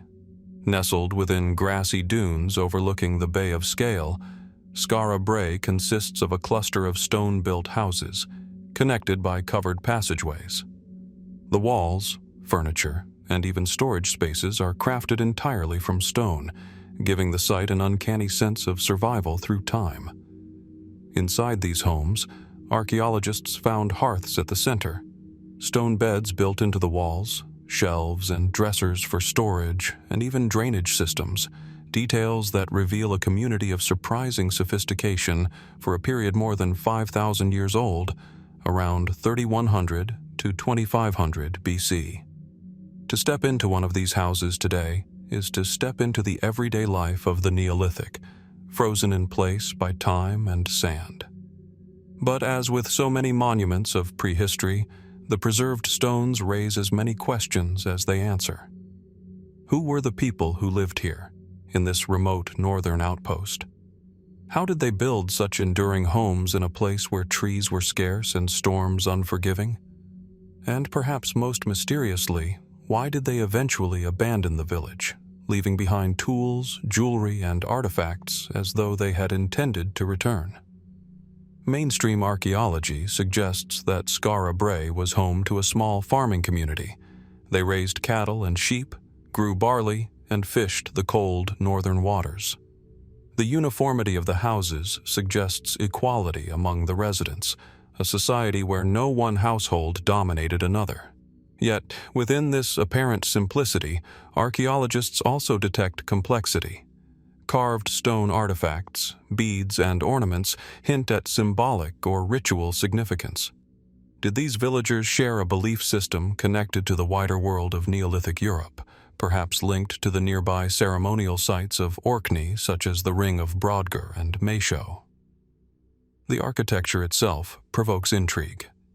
The use of stone furniture, beds, shelves, and seats suggests not just practicality but a sense of permanence. The passageways connecting the houses imply a community that valued cohesion, shelter, and protection from the elements. But some details go further. Certain markings found on stones resemble symbolic carvings seen in other Neolithic sites, raising the possibility that the village held not only domestic but spiritual significance. Could Skara Brae have been more than a settlement? Perhaps a place of ritual gathering, or a center of knowledge in the far north? The question of its abandonment deepens the mystery. Around 2500 BC, the site was suddenly deserted. Some scholars point to climate change, suggesting that worsening storms and colder temperatures drove the villagers away. Others argue that the sea may have encroached, flooding the settlement and forcing its people to move inland. Yet the fact that personal belongings were left behind unsettles this explanation. If the villagers had time to prepare, why not take their tools and ornaments with them? Was their departure sudden, the result of catastrophe? Or does the abandonment speak to a deeper, symbolic reason? Perhaps the village had served its purpose, and its people moved on for reasons we cannot fathom. Local folklore, recorded long after Skara Brae was lost to memory, speaks of Picts' houses and underground dwellings inhabited by strange beings. While these stories emerged centuries later, they suggest that the site continued to inspire imagination even when its true history was forgotten. Could fragments of memory about its original builders have persisted in legend, transformed into tales of mysterious peoples living beneath the earth? Speculative theories have reached even further. Some researchers note the site's proximity to ceremonial monuments across Orkney and suggest that Skara Brae was part of a broader ritual landscape, perhaps a settlement of priests, astronomers, or keepers of knowledge. Others wonder whether its sudden abandonment reflects social upheaval, a shift in belief, or even external contact. While such theories stretch beyond the available evidence, they reflect the profound unease of a site that feels at once intimate and inexplicable. To stand in Skara Brae today is to feel both closeness and distance. The hearths and beds make the space familiar, as if its inhabitants had only just left. Yet the silence, the absence of voices, emphasizes the gulf of time. The stone rooms echo with questions that remain unanswered. Who were they? What did they believe? And why did they leave? The village endures as a paradox, ordinary in its domestic detail, extraordinary in its survival and unanswered mysteries. It reminds us that the Stone Age was not a monolithic era of primitive survival, but a world of complexity, resilience, and imagination. And as the Atlantic winds sweep across the Bay of Scale, rattling the stones that have stood for 5,000 years, one question lingers. Was Skara Brae merely a small farming village lost to the sea? Or was it part of a greater story, one still buried in the sands of Orkney, waiting to be revealed? From the windswept stone houses of Skara Brae, our path now leads far to the east, across seas and mountains, to the heart of Anatolia. Here, in the dusty plains of modern-day Turkey, lies a site that has both astonished and unsettled archaeologists for decades. Beneath layers of earth and time rests Çatalhöyük, one of the earliest known cities in human history, dating back to around 7500 BC. At first glance, its ruins appear as a maze of mud brick walls and narrow spaces, but look closer, and you find yourself staring into a world unlike any other, where daily life, death, and ritual were woven together in ways both familiar and deeply alien. Çatalhöyük was no small settlement. At its height, it may have housed as many as 8,000 people. Yet there were no streets. Instead, homes were built tightly against one another, entered not through doors, but through openings in the roof. People moved along the rooftops like streets, descending ladders into their homes. Inside, they lived in small, rectangular rooms where hearths glowed. Plastered walls were painted with vibrant murals, and beneath the very floors on which they slept, the dead were buried. To step into this ancient city, reconstructed through excavation, is to feel the closeness of life and death, an intimacy rarely seen in later civilizations. The artwork of Çatalhöyük raises questions as profound as its architecture. Walls were decorated with bold images, hunting scenes, geometric patterns, and, in one striking example, what some scholars believe may be the world's earliest map, a depiction of houses with a mountain rising in the background, perhaps Mount Hassan, a nearby volcano. Bull's horns were mounted on walls, sometimes in groups, their powerful imagery hinting at ritual or symbolism that archaeologists still struggle to interpret. Was this a society deeply tied to fertility cults, animal symbolism, or shamanistic practices? Or were these horns trophies, reminders of hunts that bound the community together? The burial practices deepen the intrigue. Beneath the packed floors of houses, skeletons were laid to rest, often curled in fetal positions, sometimes painted with red ochre. Children, too, were buried beneath the homes of their families. In some cases, skulls were later exhumed, plastered, and reburied, suggesting ongoing rituals of remembrance or ancestor worship. Why live directly above the dead, generation after generation? Was it an expression of continuity, a way to keep ancestors physically close, or part of a deeper spiritual worldview we cannot fully grasp? Mainstream archaeology portrays Çatalhöyük as a groundbreaking example of early urban life, where farming, herding, and trade supported a large, settled population. The absence of palaces or temples suggests an egalitarian society, with no clear rulers or elite class. Yet the density of the settlement, the complexity of its symbolism, and the interweaving of ritual and domestic life hint at a society far from simple. Could it be that leadership or authority was expressed in forms we cannot easily detect, through ritual knowledge, spiritual roles, or communal decision-making rather than kings and chiefs? The city's murals also raise another possibility. Some depict hunting scenes that do not match the reality of everyday life, wild animals pursued by human figures in ways that seem more symbolic than practical.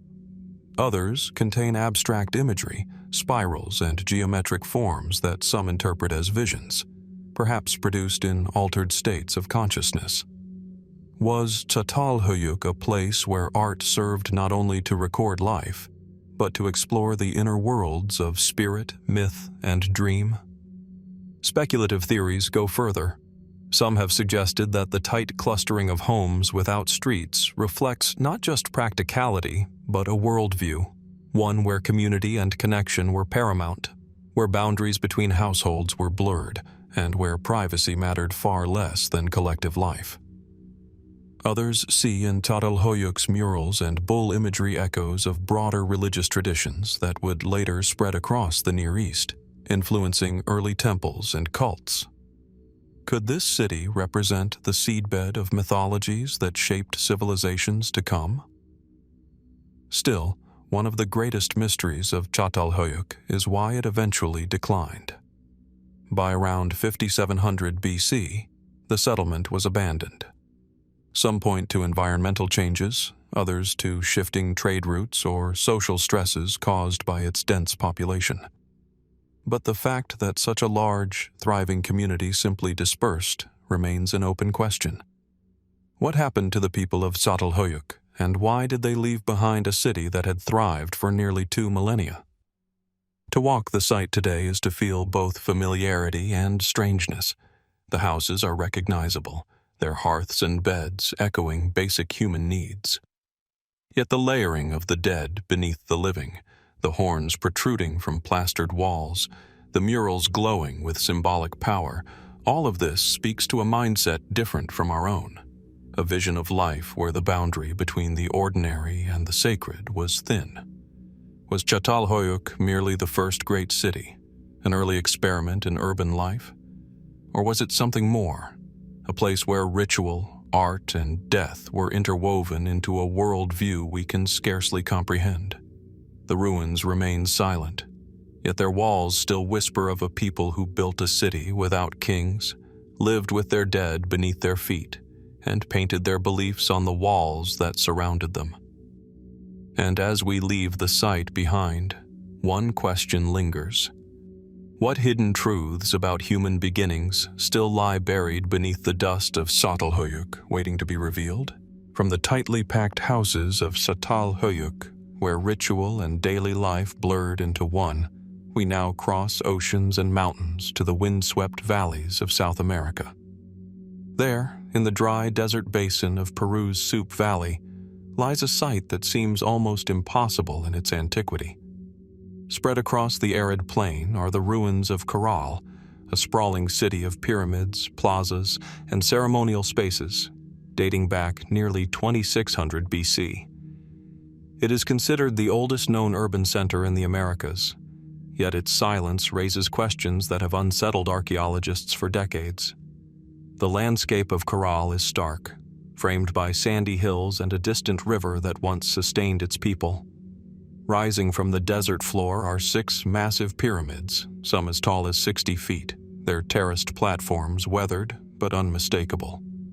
Around them stretch wide plazas, residential clusters, and a remarkable circular sunken amphitheater, where hundreds may once have gathered for ritual or performance. To walk among these ruins is to stand within the blueprint of a city, planned, monumental, and purposeful, yet absent of the signs we usually associate with early civilizations. Caral belongs to what scholars call the Norte Chico civilization, and it flourished at a time when Egypt was still raising its earliest pyramids. But unlike Egypt or Mesopotamia, Caral left behind no evidence of warfare, no weapons, no fortifications, no traces of conquest. Instead, its legacy appears tied to trade, ritual, and a mastery of environmental adaptation. Excavations have revealed musical instruments, flutes carved from condor and pelican bones, alongside evidence of irrigation canals, textiles, and quipu-like cords that may have been used for record-keeping. Was Caral a city built on music, ritual, and knowledge rather than war? The sheer sophistication of the site raises unsettling questions. How did such an organized society emerge in a desert environment so early, with no pottery and little evidence of written language? What drove its people to erect pyramids and ceremonial plazas at a scale that suggests not only technical skill, but also a unifying ideology? Archaeologists point to agriculture, particularly cotton cultivation, which allowed for fishing nets that fueled trade along the coast. Yet, the presence of monumental architecture, ritual objects, and communal gathering spaces suggests motivations beyond survival. Was Caral a sacred city, its very layout designed to embody cosmological beliefs? The amphitheater at Caral seems to speak to this possibility. Its sunken form would have amplified sound, allowing music, chants, or speeches to reverberate across the plaza. Paired with the discovery of bone flutes, one cannot help but imagine great gatherings of people, united by ritual performance. But what exactly were they invoking? Did they raise their pyramids and fill the air with music in honor of gods, ancestors, or celestial forces? More puzzling still is the city's lack of evidence for conflict. In most early civilizations, war and defense play central roles in shaping urban life. But at Caral, archaeologists found no weapons, no defensive walls, no signs of violent destruction.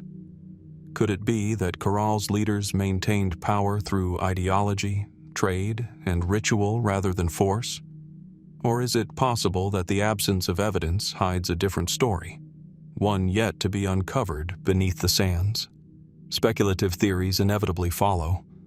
Some propose that Caral may have been part of a broader, older tradition of cities in the Americas, an origin point for later Andean cultures that inherited its architectural and spiritual patterns. Others wonder whether its sudden rise indicates lost influences, perhaps connections to regions we do not yet recognize. Was Caral an isolated innovation, or a remnant of knowledge carried across landscapes now erased by time? The abandonment of Caral, too, remains a mystery. By 1800 BC, the city declined, its plazas emptied, its pyramids left to erode in the desert winds. Climate change may have played a role, droughts, earthquakes, or shifting river flows. But as with so many ancient cities, the exact reasons for its fall are uncertain. Why did a civilization that endured for centuries simply fade away, leaving behind monumental stone and earth structures but no clear voice to explain them? Standing at Caral today, the silence is profound.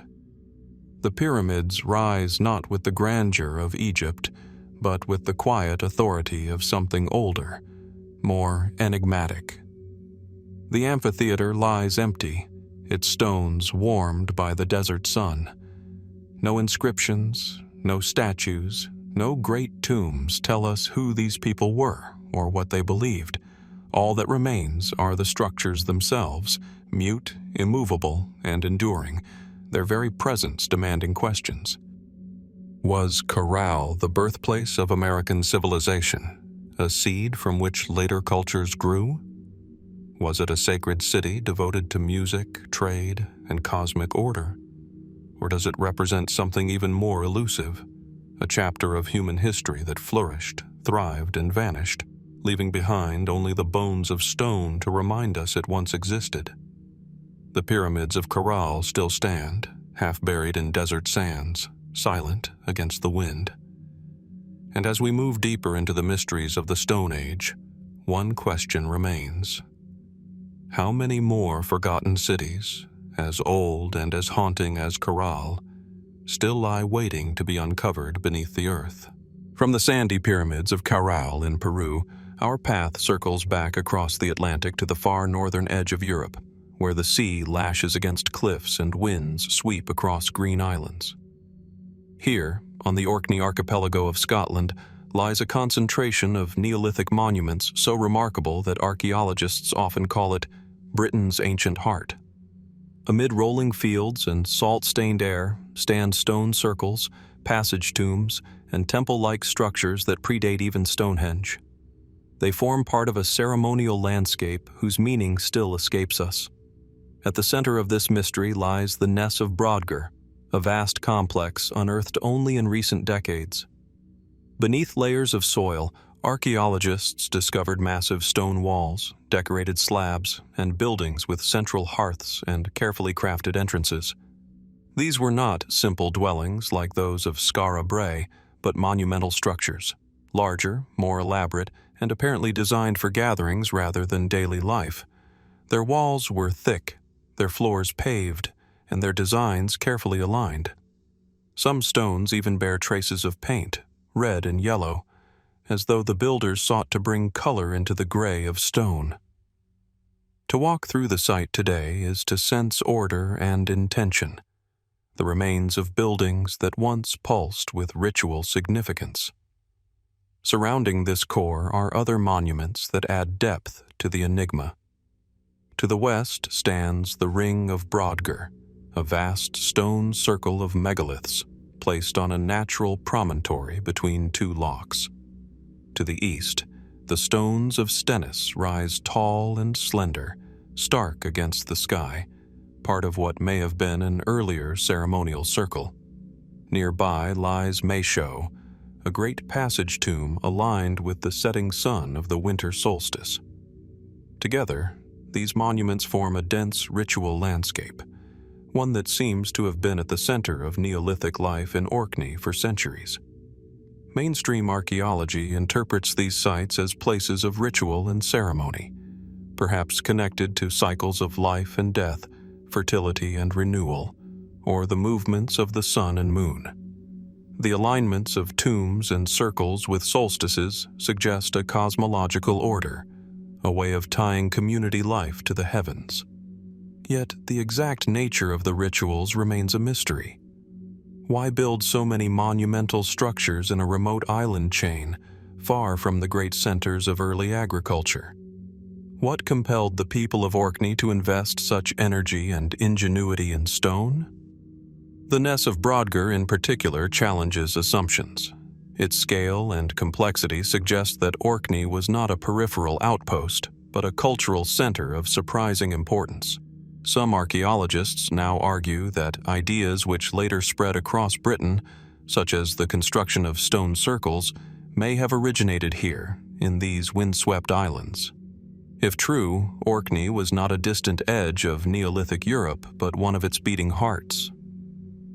What does this mean for our understanding of early societies, and how many other supposed margins might conceal forgotten centers of power? Speculative ideas abound. Some researchers wonder whether the structures of Orkney were not just temples, but places of teaching, where knowledge of the heavens, seasons, and ritual practices was preserved and passed on. Others note the symbolic carvings and use of color, suggesting that these were spaces designed to engage both the senses and the spirit, perhaps even to alter consciousness through sound, light, or movement. Could the stone circles and temples of Orkney have functioned as more than ceremonial centers? Were they theaters of transformation, where people entered as individuals but emerged as part of something greater? Folklore adds another layer. In later centuries, stories attached themselves to these stones, giants who built them, or enchantments that turned dancers into rock. While these tales belong to a far later age, they echo the sense of awe the monuments inspire. Even long after their builders vanished, the stones commanded reverence, as though the land itself remembered their meaning. And yet, despite decades of excavation, the ultimate purpose of the Orkney temples eludes us. No written records remain, no voices of their builders to explain the dances, chants, or processions that may once have filled these circles. We are left only with stone, alignment, and silence. To stand among them today is to feel the weight of time pressing close. The winds howl across the locks. Waves crash against distant cliffs, and the stones stand immovable, their shadows stretching long in the northern light. Were these temples built to honor the dead, to track the cosmos, or to bind communities through ritual spectacle? Or do they hold secrets deeper still, part of a worldview so far removed from our own that we can only guess at its outlines? The Orkney Temples remain among the most haunting mysteries of the Stone Age, a reminder that even at the far edges of the known world, ancient people raised monuments that still challenge us to look beyond the familiar. And as the sun dips low behind the stones, casting them in golden light, one question lingers in the wind. What truths did the builders of Orkney carve into stone, and what do we risk never understanding? From the windswept temples of Orkney, where stone was shaped into sacred enclosures, our journey now expands outward to one of the most enduring mysteries of prehistory, a phenomenon that spans continents. Across Europe, Africa, Asia, and beyond, great circles of stone rise from the earth, their forms eerily similar despite vast distances and cultural differences.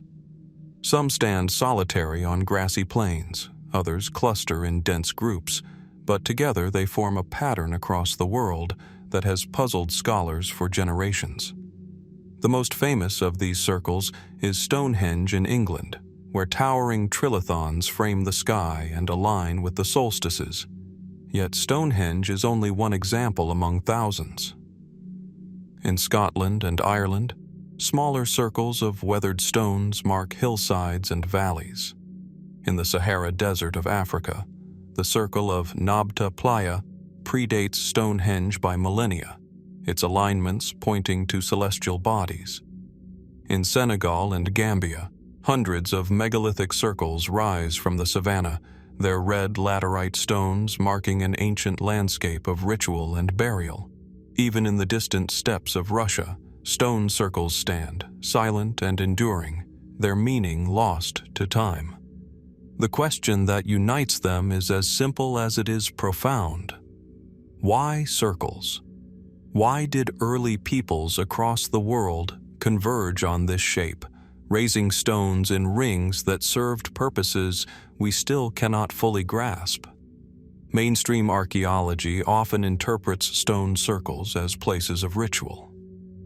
Excavations frequently reveal burials, offerings, or signs of feasting, suggesting that they were sites of ceremony tied to death, fertility, or communal gathering.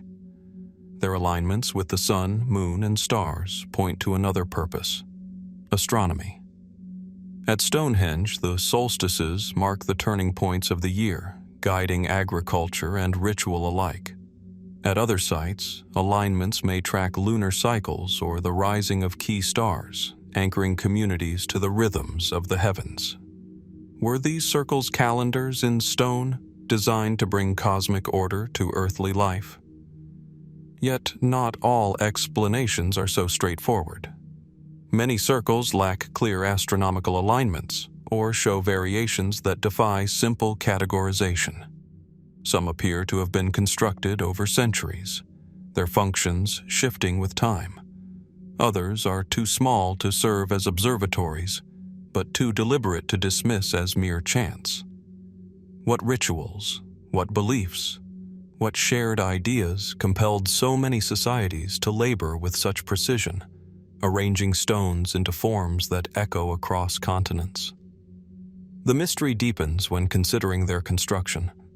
Even the smaller circles required immense effort, quarrying, transporting, and raising stones that could weigh several tons. Without metal tools or advanced machinery, how did Neolithic communities accomplish such feats? Did the act of building itself carry symbolic weight, binding communities together through shared labor and ritual?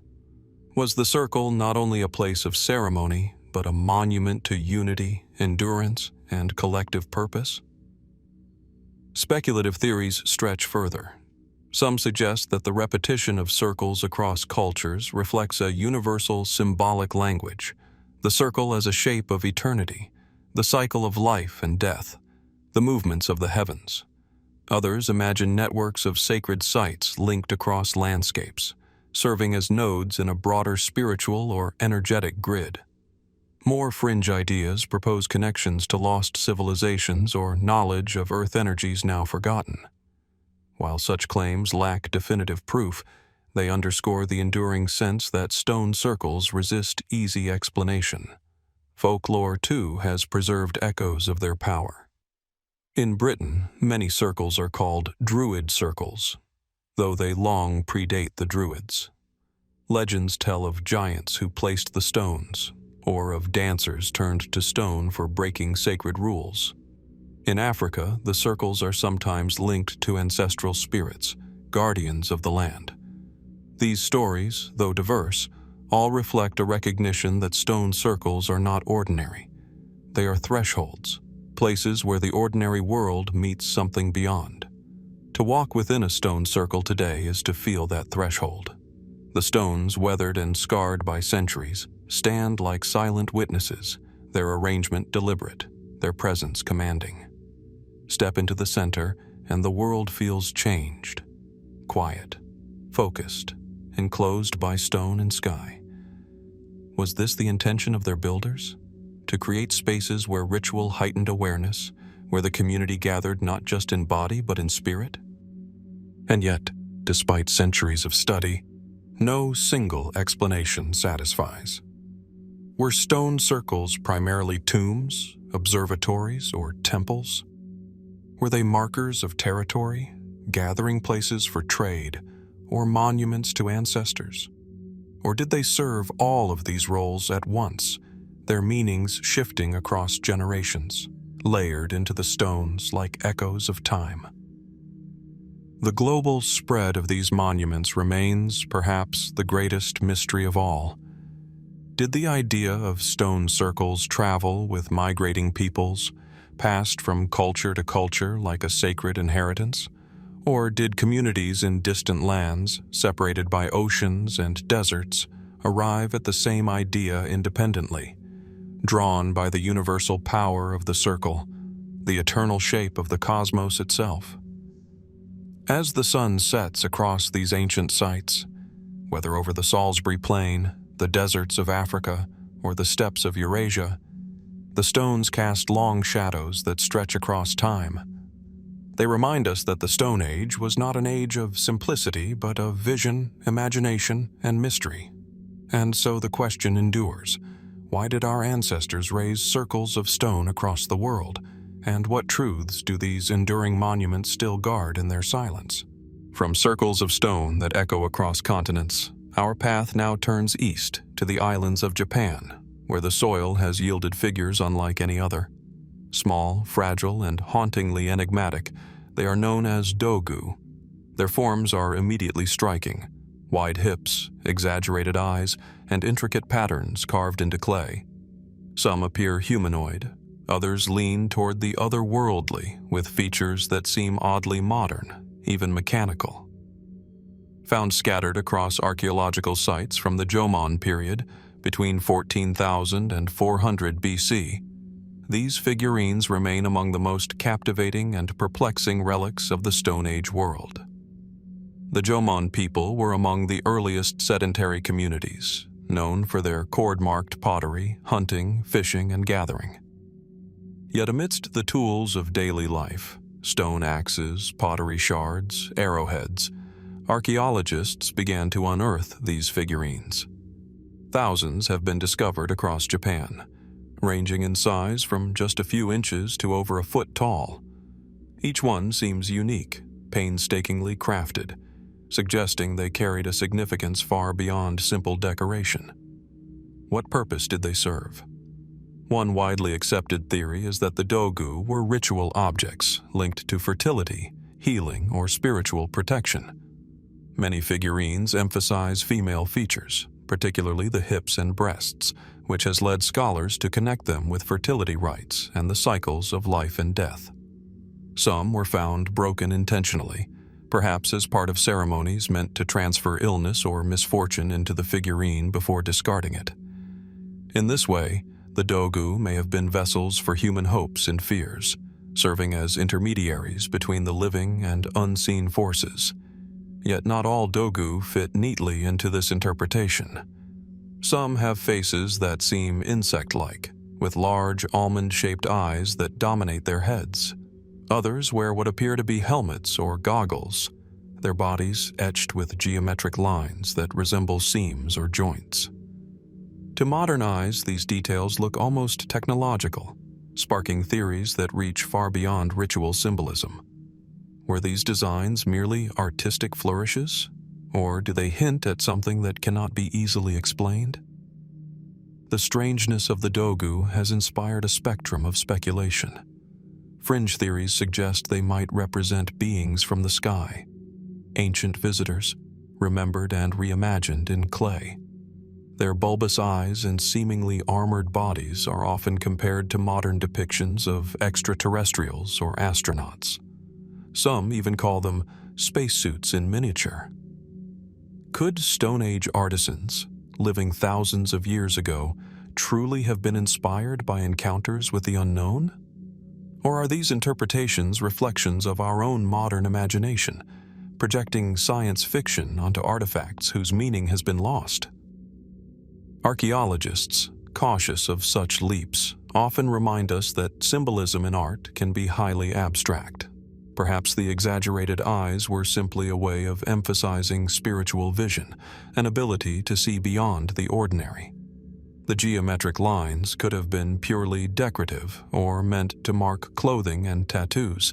What appears alien to us may have felt entirely natural to the Jomon, embedded in a worldview where spirits, animals, and ancestors were deeply intertwined.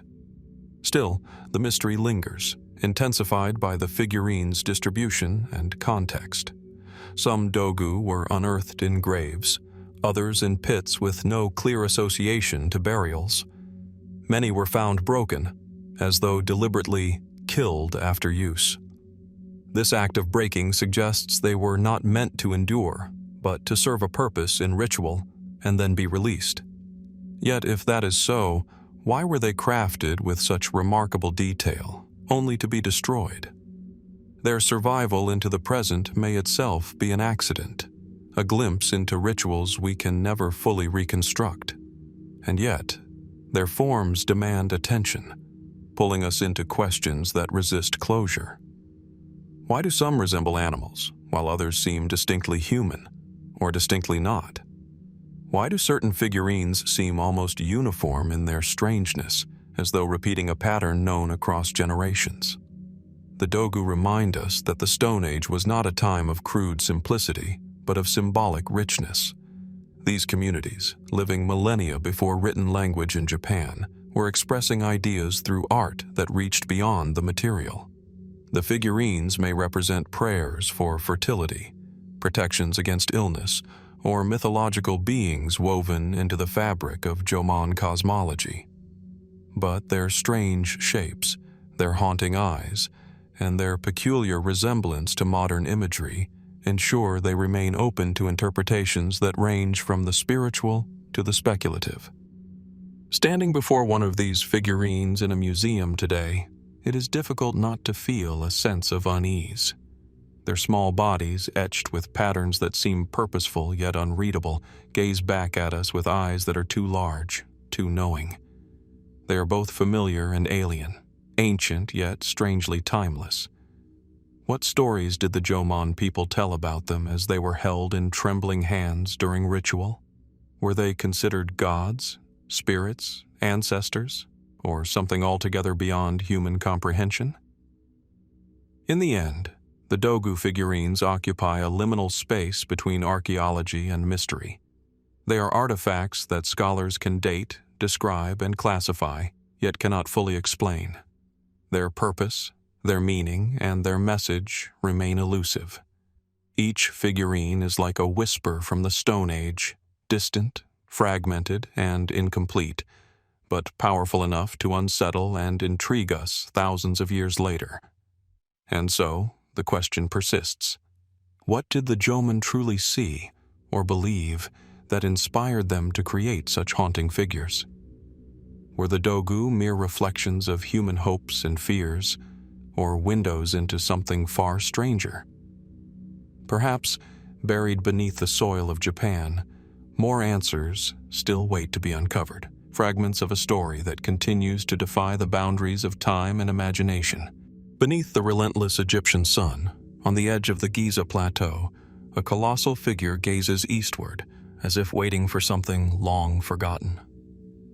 The Great Sphinx, its weathered face eroded by time, its lion's body half buried in sand for centuries, remains one of the most iconic yet enigmatic monuments of the ancient world.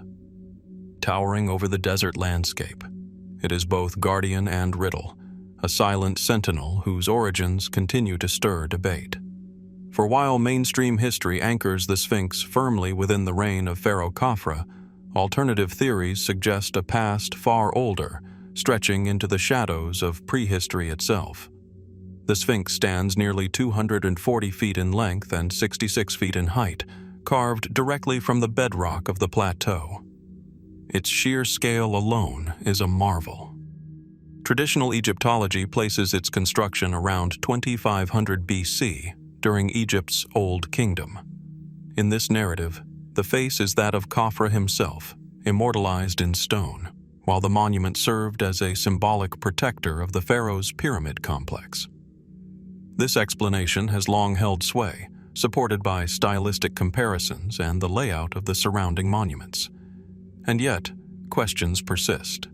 The Sphinx is unlike anything else from the Old Kingdom, its form, its style, its weathering. Some archaeologists and geologists have pointed to the erosion patterns along its flanks and enclosure walls, claiming that the marks are not the result of mere wind and sand, but of sustained rainfall. If true, such weathering would date the carving to a time when the Sahara was a lush savanna, thousands of years earlier, perhaps as far back as 7,000 or even 9,000 BC. Could the Sphinx predate the very civilization to which it is usually attributed? This possibility unsettles the established timeline of human history. If the Sphinx were indeed carved in such a distant past, who created it? Were there advanced cultures in the Nile Valley long before dynastic Egypt arose? Could the Sphinx have been a legacy from a forgotten civilization, passed down to later Egyptians who adopted and reinterpreted its form?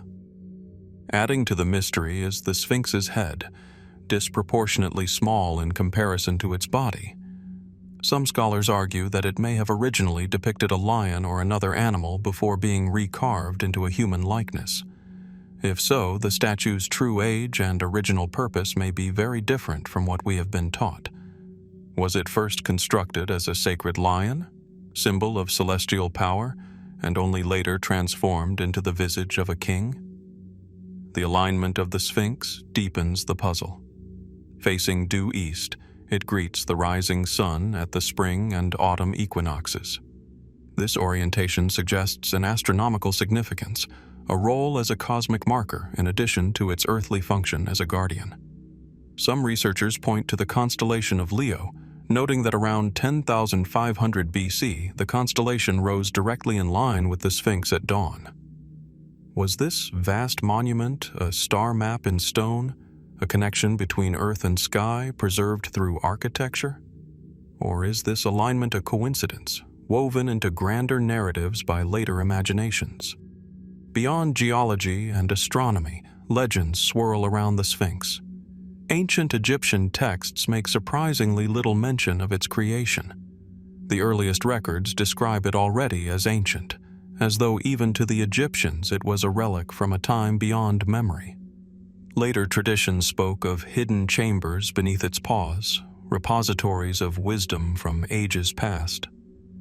In the 20th century, ground-penetrating surveys revealed anomalies beneath the structure, voids that may be natural fissures, or perhaps man-made cavities. What, if anything, lies hidden beneath the Sphinx, still sealed away by sand and stone?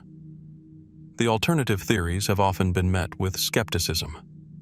Egyptologists insist that the weight of evidence ties the Sphinx firmly to Khafra's reign, they caution against rewriting history based on erosion patterns open to interpretation or astronomical alignments that can be read in many ways.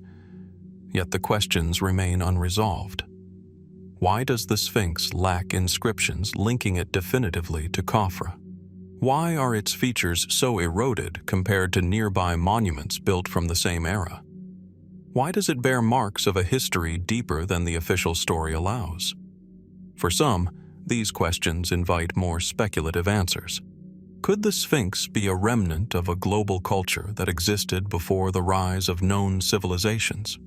Was it a monument to cosmic cycles, tracking the stars across millennia? Or even, though more fantastical still, an inheritance from beings beyond our world? The stone does not answer, and in its silence, the mystery persists. Standing before the Sphinx today, one cannot escape its aura of timelessness. The wind carries grains of sand across its body as it has for thousands of years. Yet the monument endures. Its gaze has witnessed the rise and fall of empires, the shift of deserts, the passage of human history itself. But its true story, who carved it, when, and why, remains elusive. Was the Sphinx merely a royal monument of the Old Kingdom, or a messenger from a time long before Egypt's first pharaohs walked the Nile? Does it guard not just pyramids, but secrets too immense for history to record? Perhaps beneath its weathered stone lies a chapter of humanity still waiting to be read. And until that chapter is uncovered, the Sphinx remains what it has always been, a riddle carved into the living rock, staring into eternity, challenging us to see what lies beyond the sands of time. Deep within the stillness of ancient landscapes, where weathered stones stand as the last echoes of forgotten peoples, some chambers hold more than silence. Entering them, the air itself seems to change. Voices resonate strangely, chants linger as though caught in the walls, and even a single note hums with an otherworldly power. These are the megalithic sound chambers, enigmatic structures scattered across the world, from the windswept islands of the British Isles to the rolling plains of Malta, from the valleys of the Caucasus to the deserts of North Africa. They are chambers of stone where acoustics appear to have been engineered with startling precision, long before recorded history. Consider the Ħal-Saflieni Hypogeum in Malta, a subterranean complex dating back to around 3600 BC. Carved entirely into limestone, its halls and chambers bear striking acoustic properties. In its so-called oracle room, a voice spoken at the right frequency reverberates with astonishing intensity, traveling throughout the structure as though amplified by invisible instruments. When low, resonant tones are used, the sound seems to vibrate through the bones of those present, altering not only what is heard, but what is felt. Could this have been accidental, the byproduct of architectural choices? Or was it intentional, designed to create altered states of mind, rituals enhanced by sound itself? In Ireland, at Newgrange, another mystery unfolds. The passage tomb, aligned with the rising sun of the winter solstice, also carries a subtle acoustic secret. The stone chambers amplify certain frequencies, especially those of drumming or chanting. Some researchers suggest that the Neolithic builders may have been experimenting with the psychological effects of sound, using architecture as a kind of instrument. The vibrations, when combined with the darkness and flickering torchlight, could induce trance-like experiences. Were these spaces designed not merely as tombs, but as portals of transformation, where the living and the dead met through the medium of vibration? Across the Atlantic, in the Andean highlands, the Chavin de Huantar temple complex in Peru offers another clue. Built around 1200 BC, its labyrinth of underground galleries includes ducts and passageways that manipulate sound in uncanny ways. The roar of water rushing through channels can mimic the growl of a jaguar. Conch shell trumpets, when played in these chambers, create resonances that disorient and overwhelm. Here, sound was not merely an element of ritual. It was the ritual. Was Chavin an isolated development, or part of a much wider ancient understanding of how architecture could harness and shape sound? What makes these places extraordinary is not only their acoustics, but their antiquity. Thousands of years before modern science explored the physics of resonance, people were carving stone in ways that suggest they knew, perhaps intuitively, perhaps deliberately, how to use sound to influence human consciousness. And yet, how could societies of the Stone Age, with simple tools and no written records, have achieved such feats? Were these discoveries stumbled upon by accident, refined through generations of trial and error? Or was there a deeper knowledge, passed down through oral traditions now long lost? Modern experiments have revealed that exposure to certain resonant frequencies can affect brain activity. Some tones can slow the heartbeat, others can trigger heightened emotional states. Archaeologists studying the Hypogeum in Malta discovered that chanting at frequencies around 110 Hz produced measurable effects on human brain patterns, creating a sense of euphoria, heightened awareness, or deep calm. If Neolithic builders recognized this, even without scientific terminology, they may have crafted spaces specifically to enhance these effects. Were these chambers ancient theaters of the mind, designed to bring participants closer to the divine? Skeptics caution against reading too much into the evidence. They argue that the acoustics may be incidental, products of construction choices aimed at stability or aesthetics rather than resonance. To project complex sound science onto Neolithic builders, they suggest, risks attributing advanced knowledge without proof. And yet, the repeated appearance of these properties across continents and cultures leaves room for doubt. How many coincidences must occur before they begin to look deliberate? Some theories venture into more speculative territory. Could sound have been used not just for ritual but as a tool? Ancient legends often speak of stones moved by music, walls shaken by chants, or instruments capable of splitting rock. These tales, while mythological, raise questions. Did early peoples believe sound itself was a force of creation and destruction? Could these chambers, with their powerful resonances, have reinforced such beliefs?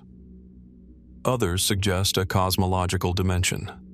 In many traditions, sound is not merely communication but creation.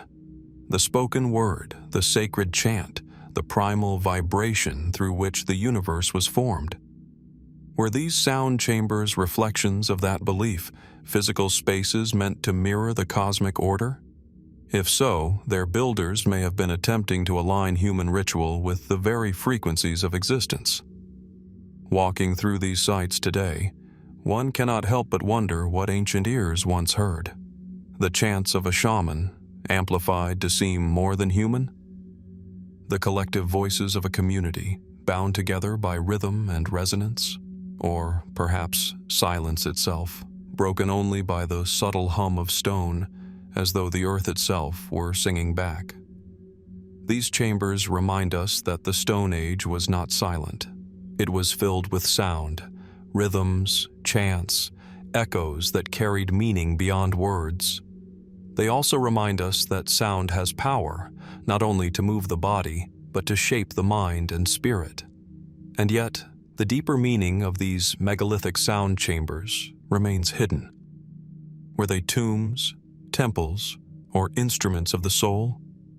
Were they crafted by accident or by design, with a knowledge we have yet to recover? Perhaps, within these resonant halls, lies a message from the ancients, an invitation to listen not just with our ears, but with something deeper. And as long as the stones continue to speak in vibrations and echoes, the question remains: what truths were they meant to reveal, and why are they still hidden in the silence of time? Across windswept hillsides, forest clearings, and the surfaces of ancient megaliths, small depressions carved into stone begin to reveal themselves. They are shallow, rounded hollows, often no larger than a few inches across, yet they appear everywhere. from the rugged landscapes of Scotland and Scandinavia to the valleys of the Caucasus, from the Iberian Peninsula to the Levant, including the deserts of Palestine. These enigmatic carvings are known as cup marks. At first glance, they seem insignificant, almost accidental, but when seen in clusters, etched into stone surfaces with deliberate care, they speak of a mystery that has echoed across millennia. What were these marks meant to represent? And why do they appear in such widespread patterns across continents, created by people who had no direct contact with one another? Some of the oldest examples can be found in northern Europe, dating back as far as 4000 BC. Here, they appear in vast networks, carved into boulders, cairns, and bedrock. In certain places, they are arranged in geometric clusters, or connected by grooves, forming intricate patterns that suggest symbolic meaning.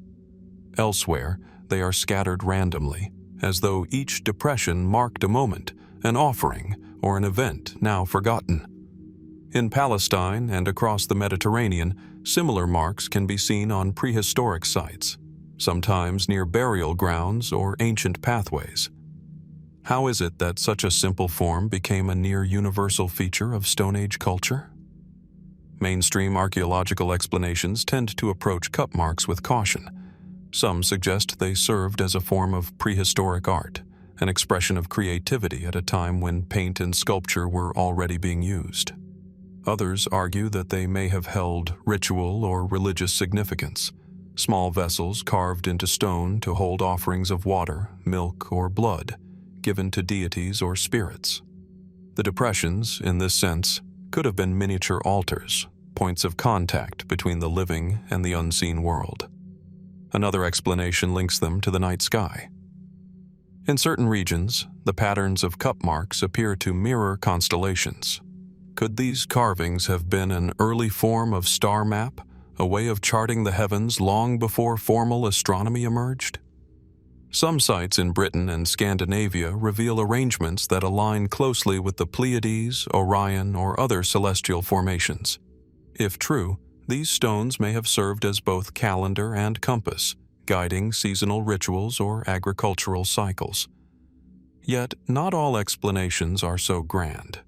Some archaeologists suggest the marks were practical, used for grinding pigment, preparing food, or collecting rainwater.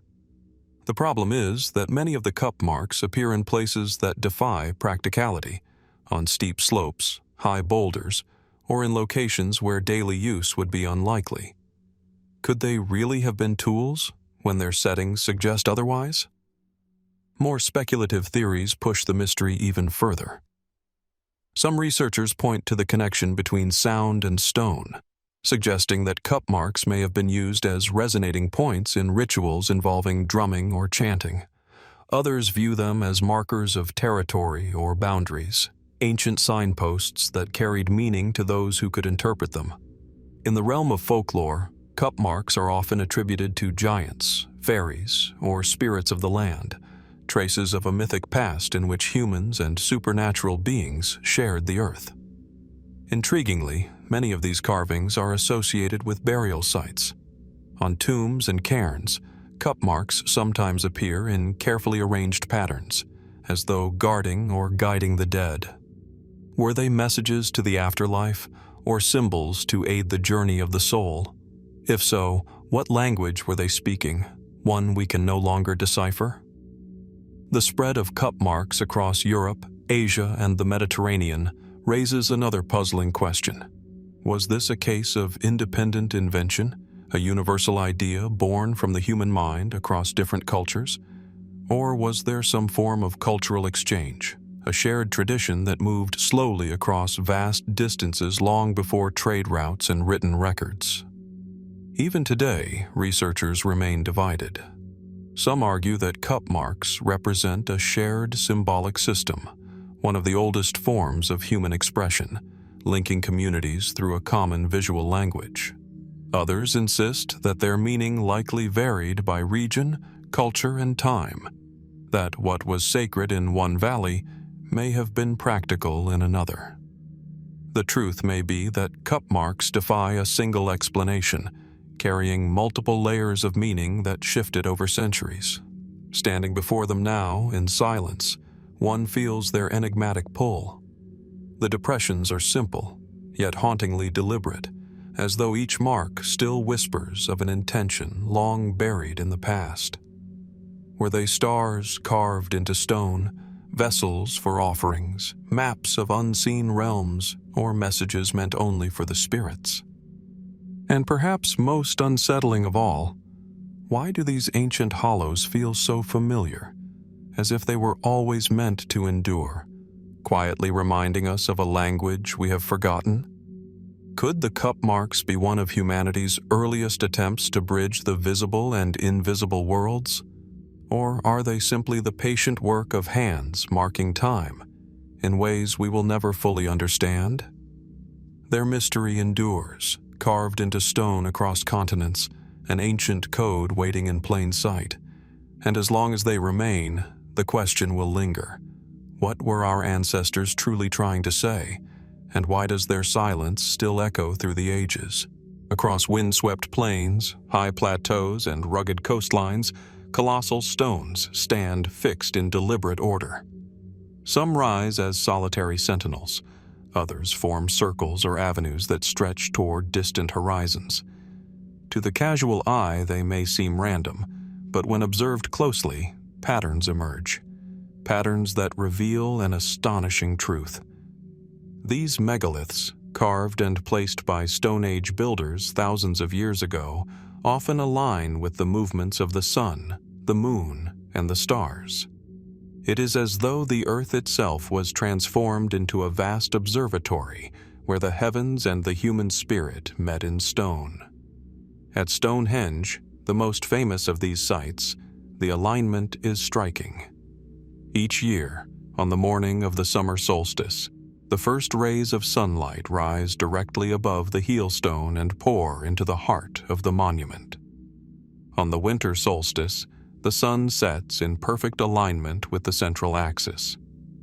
Such precision has long suggested that the builders possessed a sophisticated understanding of the solar cycle. But Stonehenge is far from alone. In the Orkney Islands of Scotland, at the Ring of Brodgar, alignments point to the solstices and lunar standstills. In the deserts of North Africa, at Nabta Playa, stone circles mark not only the summer solstice, but also the rising of certain stars. In Malta, the Neolithic temples of Monastra open in exact harmony with the solstitial sun, their stone corridors acting like corridors of light. Why did so many ancient peoples, across such vast distances, dedicate immense effort to constructing monuments tied to celestial events? Was it a practical tool designed to track the passage of time and regulate agricultural cycles? Or was it something deeper, an expression of belief that human destiny was bound to the sky? Mainstream archaeology offers pragmatic explanations. Many scholars argue that these structures functioned as calendars, helping early communities know when to plant and harvest, when to prepare for winter, when to gather for ritual.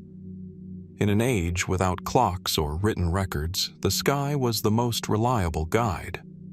Aligning stones to track the sun or moon would have been both useful and vital for survival. And yet, the sheer scale and artistry of these monuments suggest more than utility. Why create such enduring, monumental forms when simpler markers could have sufficed? Why align vast circles and towering stones, requiring generations of labor if the goal was merely to track seasons? The effort implies that these alignments were sacred acts, blending astronomy with spirituality, the practical with the profound. Consider the moon. At Callanish in Scotland, the Great Stone Circle aligns with the southernmost setting of the moon, an event that occurs only once every 18.6 years. To construct a monument that reflects such a rare phenomenon required patient observation, passed down across generations. It demanded an extraordinary commitment to knowledge of the heavens. Did the builders view the moon's long cycle as a divine rhythm, perhaps connecting it with fertility, renewal, or the mysteries of life and death? Some researchers point to even more complex possibilities. Could these sites have been used not just to observe the heavens, but to predict eclipses, track planetary movements, or anticipate rare celestial events? At Nabta Playa, alignments may have corresponded to the rising of Sirius, a star whose appearance signaled the flooding of the Nile, a crucial event for survival. Was this simply coincidence, or evidence of a system of knowledge far older and more advanced than we often assume? More speculative ideas venture further. Some theorists suggest that the builders possessed a lost system of geometry and astronomy, one that connected earthly monuments to the wider cosmos. According to this view, megalithic sites form a kind of global network, with alignments that not only mirror the sky above, but also link to one another across continents.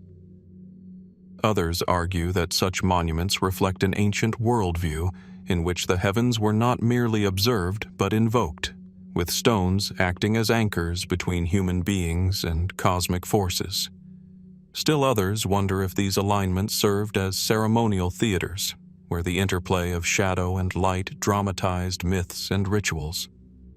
At Newgrange in Ireland, on the winter solstice, sunlight streams down a long passage to illuminate the inner chamber, a spectacle that lasts only a few minutes each year. Imagine standing there, in the darkness of midwinter, as the first rays of light pierce the chamber, a promise of renewal and survival. Was this not only a calendar event, but also a spiritual experience designed to connect a community with the eternal cycles of the cosmos? And then comes the most haunting question of all: how much of this knowledge has been lost? Without written texts, without direct accounts, we are left with alignments carved into stone and speculation that drifts between science and myth.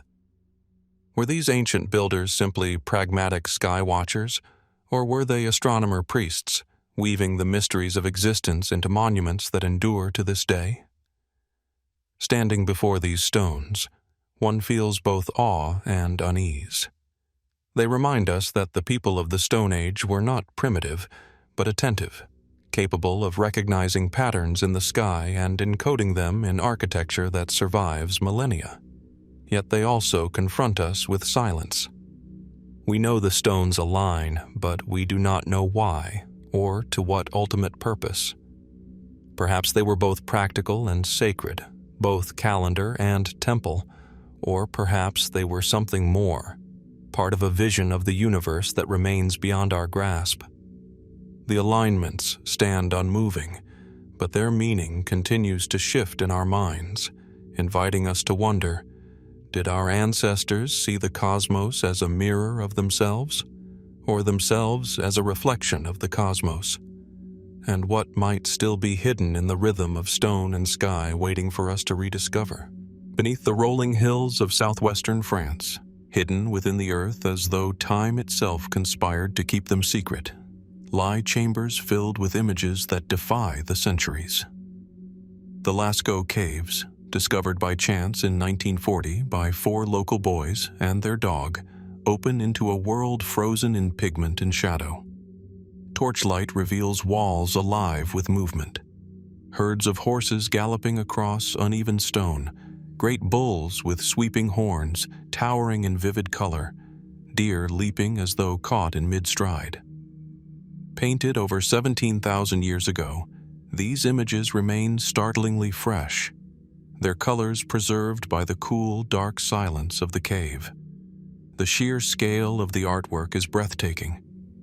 Some bulls stretch over 15 feet across, painted with confident strokes and naturalistic detail. Over 600 animals and hundreds of abstract signs cover the walls and ceilings. Ochre, charcoal, and mineral pigments bring form to life, transforming bare rock into a canvas of motion and meaning.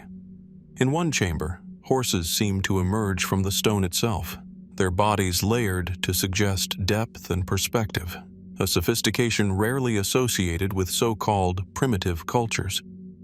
The effect is so powerful that one can almost hear the thunder of hooves echoing in the enclosed space. Archaeologists have long debated the purpose of these images.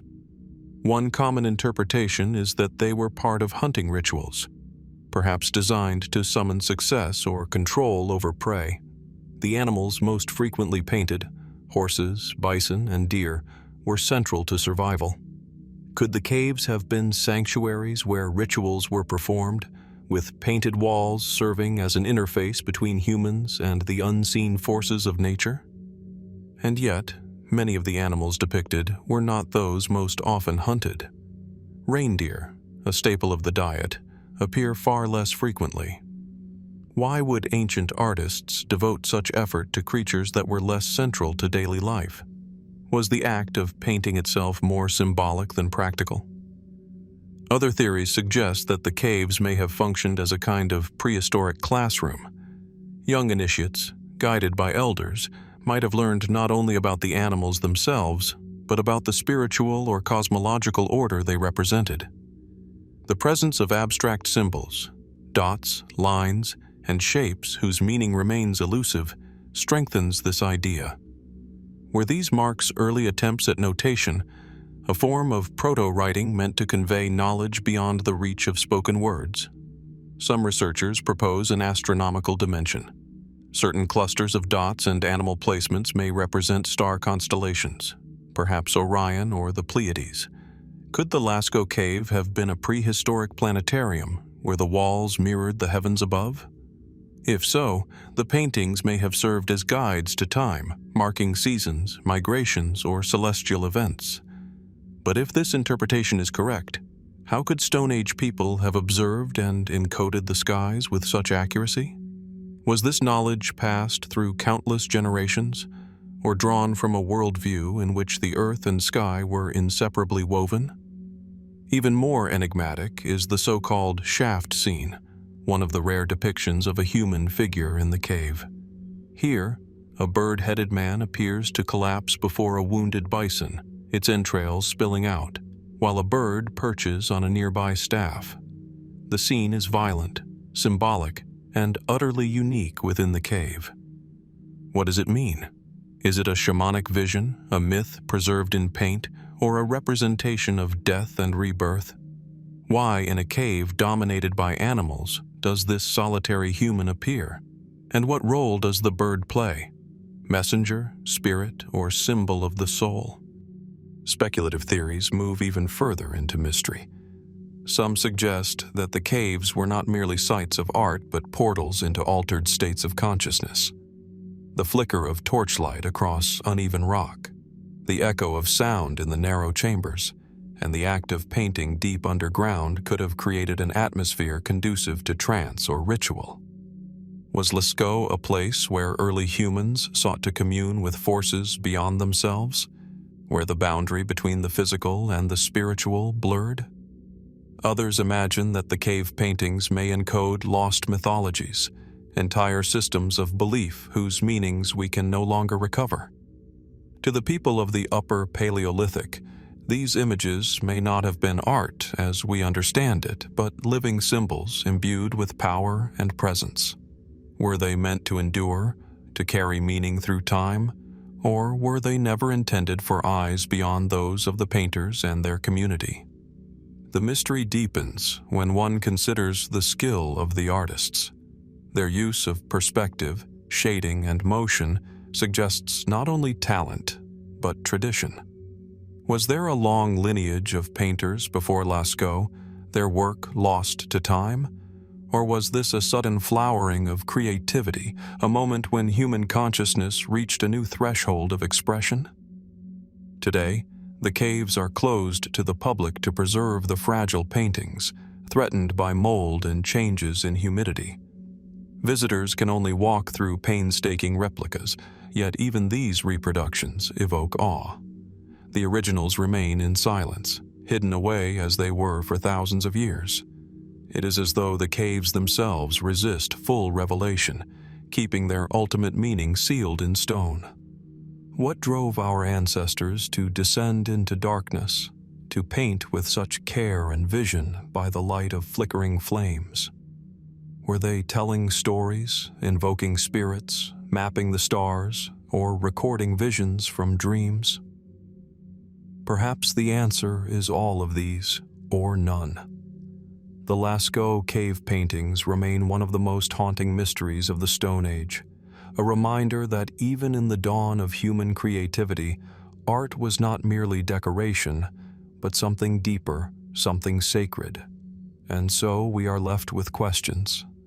Do these images reflect the outer world of animals and stars, or the inner world of myth and spirit? Were they meant for survival, for ceremony, or for something beyond our comprehension? In the darkness of Lascaux, the walls still whisper their secrets, but do we yet know how to listen? Deep within the limestone cliffs of the Ardèche Valley in southern France, hidden for tens of thousands of years, lies a chamber that feels less like a cave and more like a vault of forgotten human memory. Chauvet Cave, discovered in 1994 by a group of speleologists, is not vast in scale but immense in presence. To step into its torchlit silence is to step backward through time, into a world where flickering shadows bring ancient visions back to life. On its walls are paintings older than those at Lascaux, dating to around 30,000 to 32,000 BC. Yet despite their age, the images are astonishingly vivid. Lions, rhinoceroses, bears, and mammoths charge across uneven rock as if caught mid-motion. Horses tilt their heads in subtle perspective, their manes bristling with detail. In one panel, a pride of lions stalks a herd of bison, an image so dynamic, so precise, that it feels closer to a cinematic frame than a static drawing. Here, long before recorded history, artistry had already reached breathtaking sophistication. But what was Chauvet Cave to those who created it? Unlike many other prehistoric sites, Chauvet's walls are filled not with prey animals most essential to survival, but with predators. Lions, leopards, and bears dominate the imagery. Why would hunters devote their creative energy to the creatures that threatened them, rather than those that fed them? Was this a way of taming danger through depiction, of placing the untamable within the grasp of human imagination? Or did these animals represent something beyond the physical, guardians, spirits, or divine beings woven into their worldview? The cave itself seems to have been set apart. Evidence suggests it was not a dwelling place. No signs of daily life, no hearths, tools, or food remains have been found. Instead, its chambers appear reserved for something else entirely. In one section, the skull of a cave bear was deliberately placed upon a rock, almost like an offering. Around it, hundreds of bear bones were arranged, suggesting ritual significance. Was Chauvet a sanctuary? A temple of sorts, where early humans sought connection with powers beyond themselves? The artistry itself raises more questions. Painters used techniques that seem centuries ahead of their time. Shading to create volume, engraving to enhance texture, and even the use of perspective to suggest depth. Some images were placed where the contours of the cave wall enhanced their form, as though the artists understood and exploited the rock's natural shape to bring their subjects to life. Others were drawn one atop another, layered across time, suggesting repeated visits, perhaps even generational rituals. Intriguingly, many panels depict motion. A series of lions appear in overlapping forms as though chasing, hunting, leaping forward. Did the artists intend to create the illusion of movement, anticipating the principles of animation? Or did they mean to capture something more metaphysical, a vision of events unfolding beyond the static present? And then there are the symbols. Red handprints pressed against the walls, clusters of dots and enigmatic lines. What do they signify? Are they marks of identity, the signatures of individuals who left their presence inscribed in stone? Or are they codes, a language lost to time, conveying meanings we no longer understand? Some scholars suggest that the cave's imagery may hold astronomical significance. Certain arrangements of animals and signs may correspond to constellations visible in the Ice Age sky. Could Chauvet have functioned as both sanctuary and observatory, linking earthbound life to the movements of the heavens? If so, what does this say about the intellectual world of its creators? People who lived tens of millennia before cities, writing, or agriculture. Others push the questions further. Could the cave have been a place where altered states of consciousness were sought? The deep chambers, accessible only by narrow passages, echo with strange acoustics. The flicker of flame against painted walls transforms static figures into living ones. Did shamans, under the influence of ritual or trance, see these animals move, breathe, and even speak? Was Chauvet not merely a gallery of images, but a theater of the mind, where myth, dream, and reality converged? And what of the decision to seal the cave?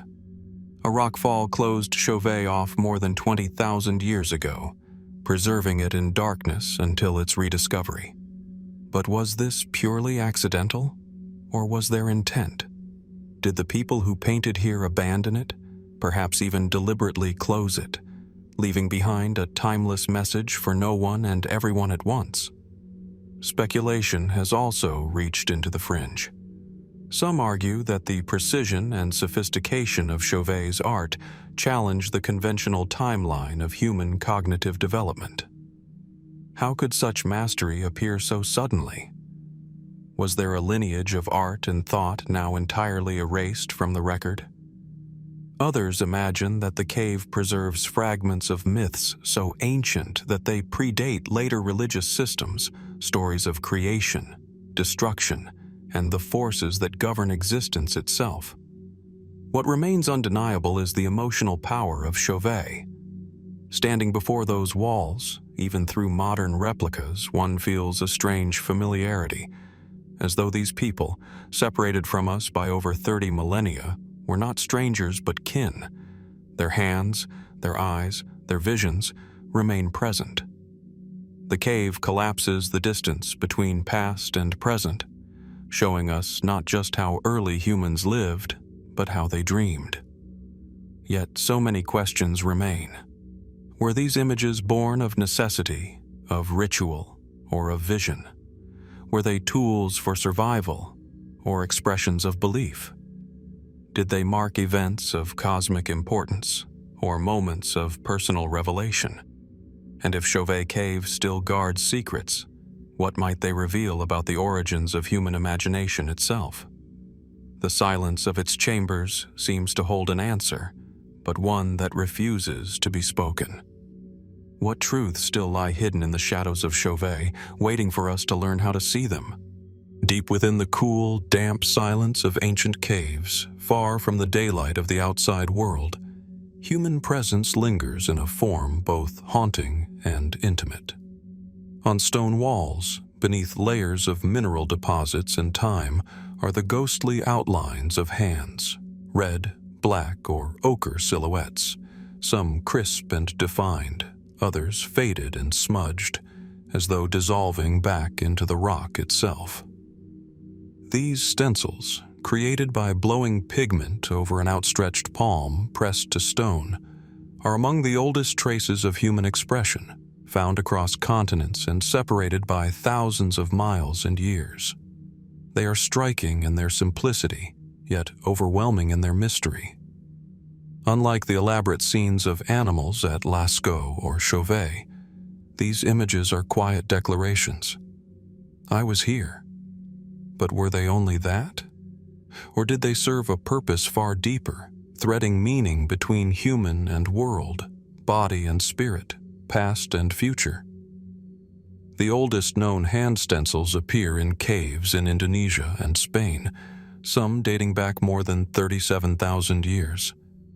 Others surface in France, Argentina, Australia, and even remote valleys of Palestine. The recurrence is astonishing. Across cultures and climates, across oceans and millennia, human beings left behind the same unmistakable mark. What compelled them all to create this universal gesture? Mainstream archaeology often interprets the hand stencils as a form of personal or communal signature. A group enters a cave and individuals leave their presence behind, anchoring themselves to a moment in time. Perhaps it was a rite of passage, the young pressing their hands to stone, marking their transition into adulthood or acceptance into a community.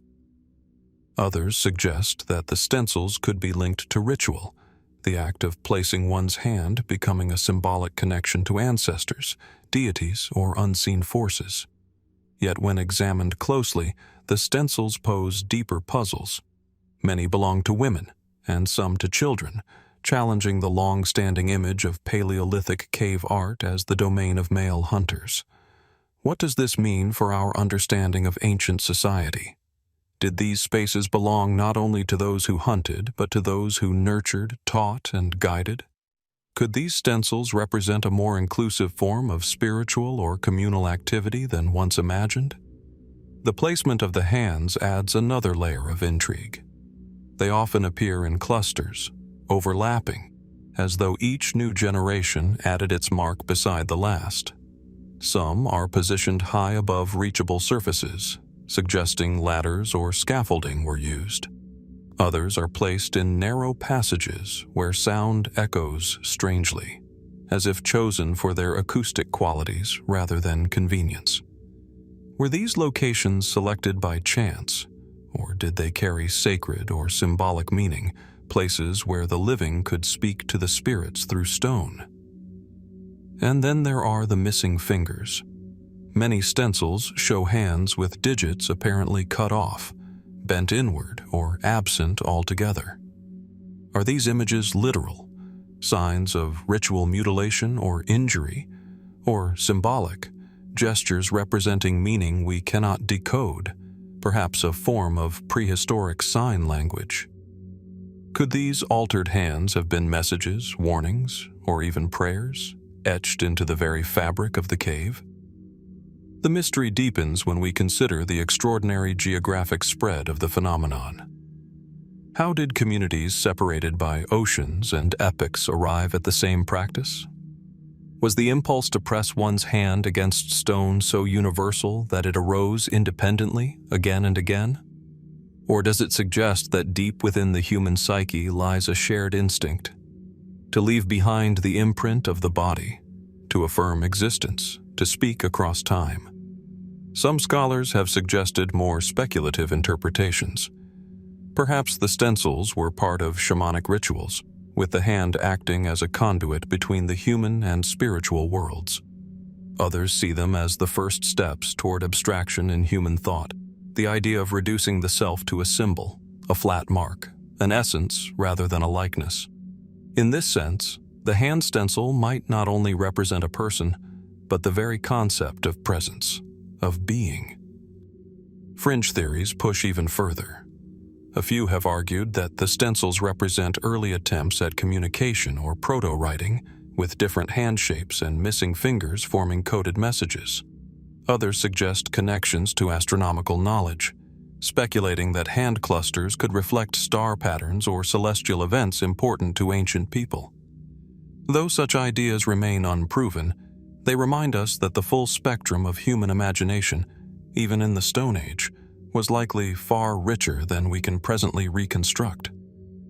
What is most haunting is how personal these stencils feel. Unlike the majestic animals galloping across cavern walls, the hand is direct, intimate, unmistakably human. To stand before one today is to place your own palm against it, aligning across 30,000 years, and to feel an eerie recognition. That person lived, breathed, and pressed their hand here, reaching out as if across time itself. But the unanswered questions remain. Were these images acts of art, ritual, identity, or something entirely beyond our comprehension? Why do some caves hold hundreds of hands, while others display only a few? scattered in hidden corners. And what compelled people, in such distant corners of the world, to leave the same enduring message, the trace of touch, the imprint of self, the human hand reaching through the veil of history? Perhaps that is their greatest power. The hand stencils endure not as mere remnants of the past, but as bridges to it. They whisper not only of who these people were, but of what they long to become. And in their silence they leave us to wonder, what were our ancestors trying to tell us, pressing their hands against stone in the darkness of the earth? What message still lies hidden in the palm of prehistory? In the dim light of ancient hearths, carved from stone, bone, or ivory, small figures began to emerge, rounded, exaggerated, and enigmatic. They fit in the palm of a hand, yet carry a weight that defies their size.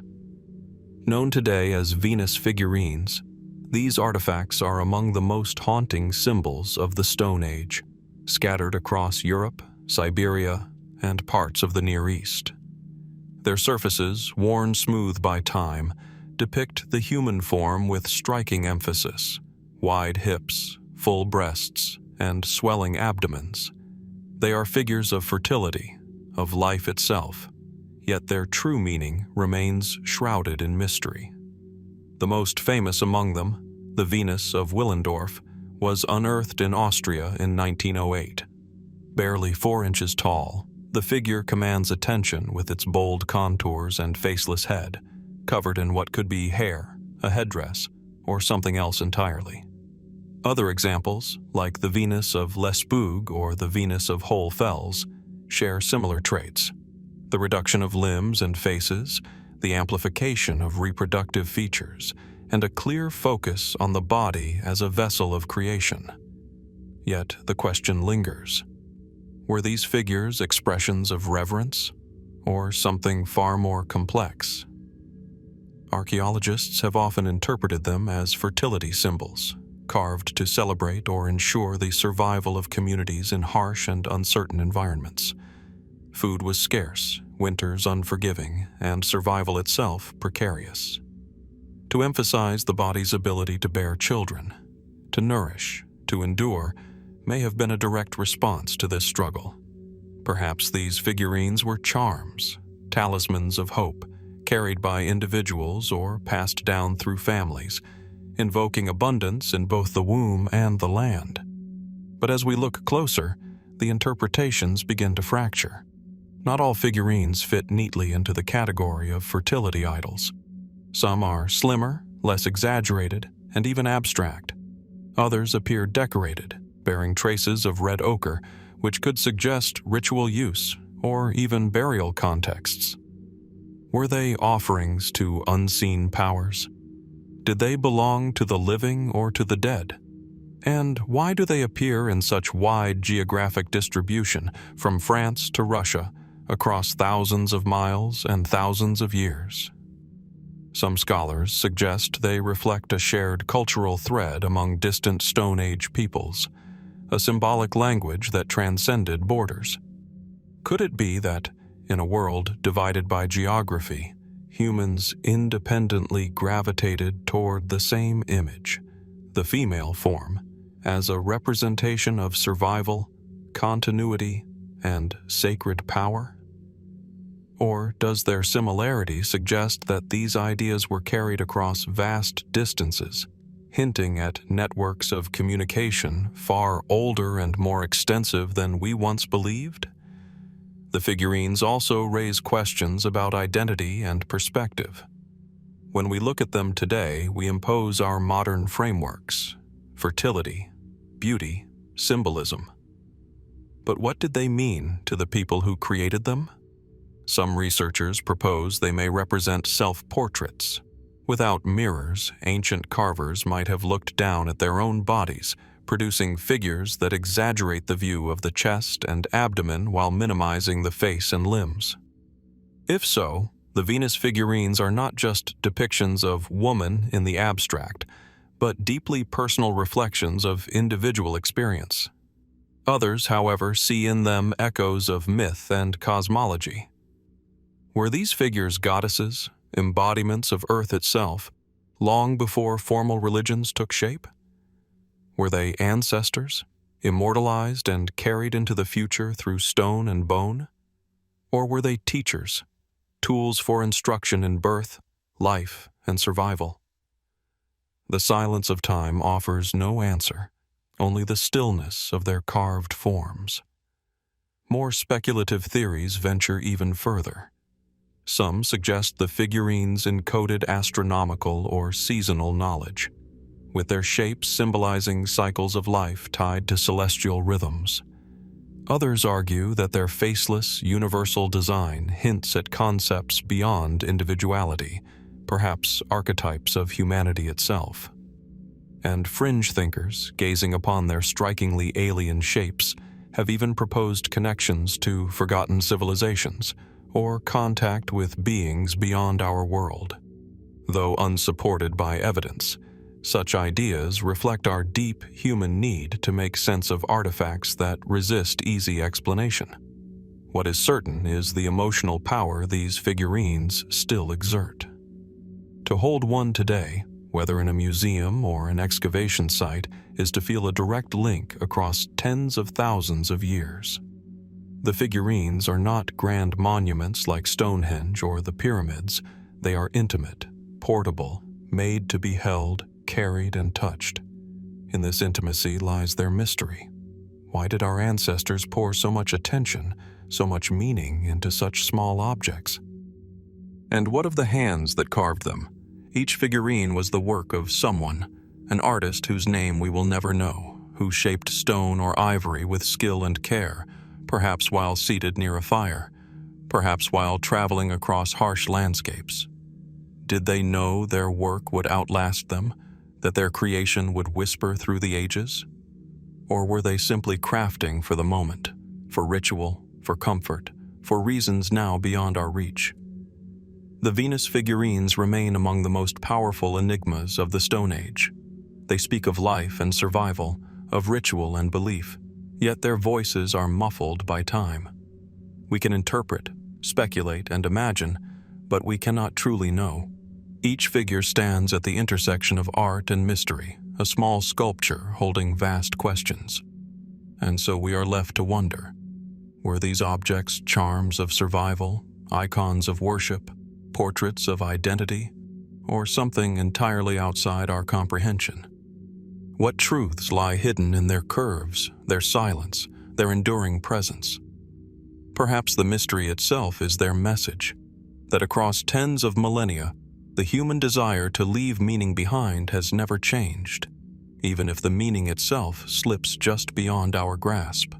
High on the windswept cliffs of Rapa Nui, better known as Easter Island, an isolated culture carved its identity against the immensity of the Pacific. Here, beyond the famous Moai statues that gaze stoically over the land, lies another enigma, one less familiar but no less haunting: the origins of the Birdman Cult. At first glance, the island seems silent, its mysteries bound in stone. But look closer at the rocky outcrops and the caves along the sea-carved cliffs of Orongo, and you will find a different story etched into the basalt. Hundreds of petroglyphs cover the surfaces, stylized figures of men with bird-like heads, soaring seabirds, and motifs of eggs.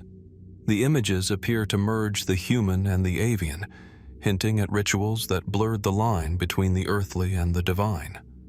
Why did this remote community, cut off from the wider world, place such weight on a bird-shaped identity? The Birdman Cult, or Tangata Manu, rose to prominence after the decline of Moai construction around the 16th century. While the giant stone heads symbolize one mystery, the Birdman Cult suggests another: how belief systems shift and adapt in times of crisis. Archaeologists believe that dwindling resources, ecological pressures, and social upheaval may have forced the people of Rapa Nui to abandon the monumental building of Moai and turn instead to new religious practices. At the center of this transformation was the worship of Makemake, a deity associated with fertility, the sea, and the renewal of life. Each year, the island's clans gathered for a dramatic competition. From the cliffs of Orongo, chosen warriors, representing their tribes, descended the dangerous rock face, swam through shark-infested waters to the islet of Motu Nui, and waited for the sooty tern to lay its first egg of the season. To return with that egg intact was to claim divine favor, to become the Birdman, and to secure authority for one's clan for the year. The ritual, both perilous and sacred, fused the human struggle for survival with cosmic order. Yet, even with these explanations, questions linger. Why birds? Why eggs? Across the world, birds have long carried symbolic weight. Creatures of the sky, they are mediators between earth and heavens, symbols of renewal and rebirth. The egg itself, a perfect vessel of life, could represent the cycle of existence. But did the people of Rapa Nui see themselves as transforming through this ritual, becoming part human, part divine messenger? Were these bird-headed figures carved into stone depictions of literal transformation or symbolic visions of power? The cult's imagery complicates the story further. Petroglyphs of men with elongated heads and sharp beak-like features cover Orongo's stones. Some scholars argue these are stylized depictions of ritual masks worn by the winners of the competition. Others suggest they hint at something deeper: visions, altered states, or perhaps even the memory of a mythic past in which the boundaries between human and animal were more fluid. Could it be that the Birdman was not merely a title but a state of being, a transformation believed to occur through ritual and devotion? Even more intriguing is how this belief system appears both unique and universal. On one hand, the Birdman cult is distinct to Rapa Nui, born of its isolation and local struggles. On the other, the motif of bird-headed figures echoes in other ancient cultures. From the falcon-headed Horus of ancient Egypt to bird-human hybrids in Mesopotamian reliefs, humanity has long been fascinated by merging human forms with avian traits. Is this convergence coincidence? Or does it point to some shared archetype buried deep in human consciousness? An ancient recognition of the bird as a symbol of transcendence. Some researchers even speculate that the Birdman cult may preserve echoes of much older Stone Age traditions. After all, bird imagery appears in caves across Europe, such as Lascaux, where a strange bird-headed figure is depicted in one of the chambers. Could it be that Rapa Nui's Birdman rituals, though arising in relative isolation, resonate with forgotten symbols that once stretched across the Stone Age world?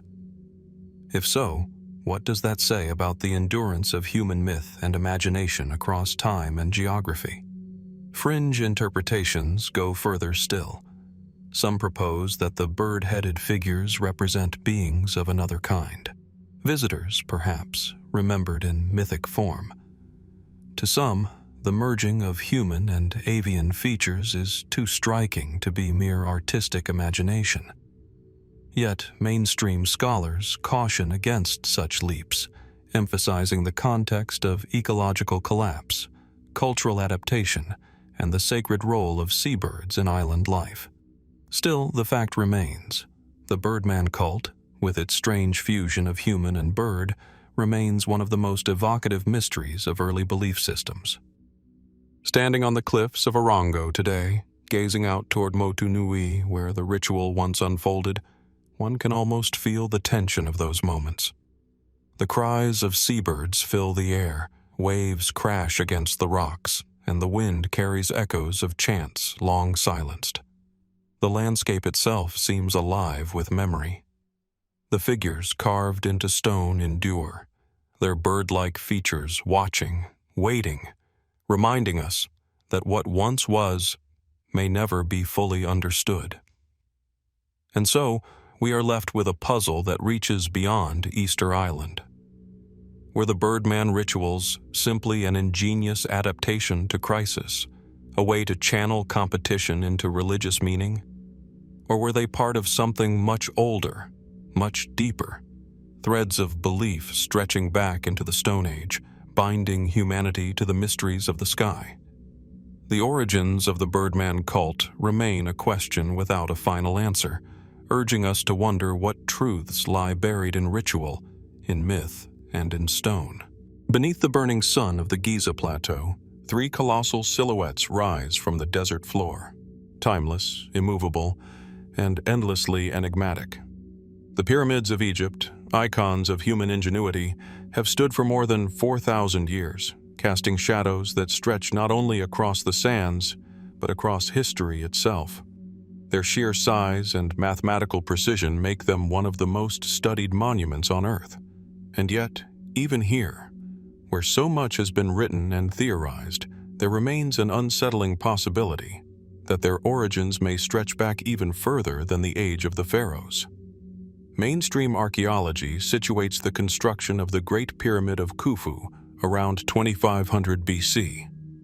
The evidence appears clear: hieroglyphic records, workers' villages unearthed nearby, and the logistics of massive labor forces mobilized by royal command.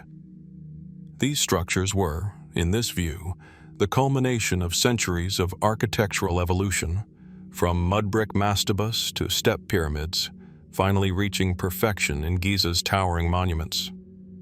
But not everyone accepts this narrative in its entirety. Could it be that the pyramids are older than we think, perhaps rooted in a tradition that predates dynastic Egypt, stretching back to a forgotten Stone Age past? One of the central arguments raised by alternative theorists is geological. The Sphinx, which sits near the Great Pyramid, shows deep erosion patterns along its body. Some geologists argue these are not merely the result of wind and sand, but of prolonged heavy rainfall. If true, the erosion would suggest exposure to a wetter climate thousands of years earlier, long before the Old Kingdom. If the Sphinx truly bears the scars of that epoch, then what of the pyramids nearby? Could they too hold echoes of a time when the desert was not yet a desert? The precision of the pyramids also raises questions. The Great Pyramid's alignment to true north is off by only a fraction of a degree, a feat requiring astronomical knowledge many believe too advanced for its supposed time. Its base, covering 13 acres, is leveled to a tolerance of less than an inch. Were such skills born suddenly in the Bronze Age? Or were they inherited, refined from earlier traditions, perhaps stretching back into prehistory? Even the sheer logistics puzzle modern minds. How did builders transport and place millions of limestone and granite blocks, some weighing as much as 80 tons, without iron tools, wheels, or advanced pulleys? Archaeologists point to ingenious ramps, levers, and manpower. Yet, alternative voices suggest the possibility of techniques lost to history or knowledge handed down from earlier epochs. Could it be that the pyramids are less the starting point of human monumentality and more the echo of something older, a memory from an age erased? When we look beyond Egypt, the pattern becomes even more intriguing. Megalithic traditions stretch across the globe: massive stone circles in Britain, chambered tombs in Orkney, towering stone heads on Rapa Nui, and sun-aligned temples in Malta. Though separated by oceans and millennia, the recurrence of monumental stonework suggests a shared human impulse, one that may have deeper roots than conventionally assumed. Are the pyramids merely the Egyptian expression of a Stone Age tradition that spanned continents? The theory of pre-Stone Age roots pushes further into speculation. Some propose that the pyramids encode astronomical knowledge that predates dynastic Egypt. The three pyramids of Giza, for instance, appear to mirror the alignment of Orion's belt, a constellation associated with Osiris, god of the afterlife. But calculations suggest that the alignment would have matched Orion most precisely around 10,500 BC, an era long before the rise of Egyptian civilization. Was this alignment a coincidence, or a deliberate design preserving an ancient legacy?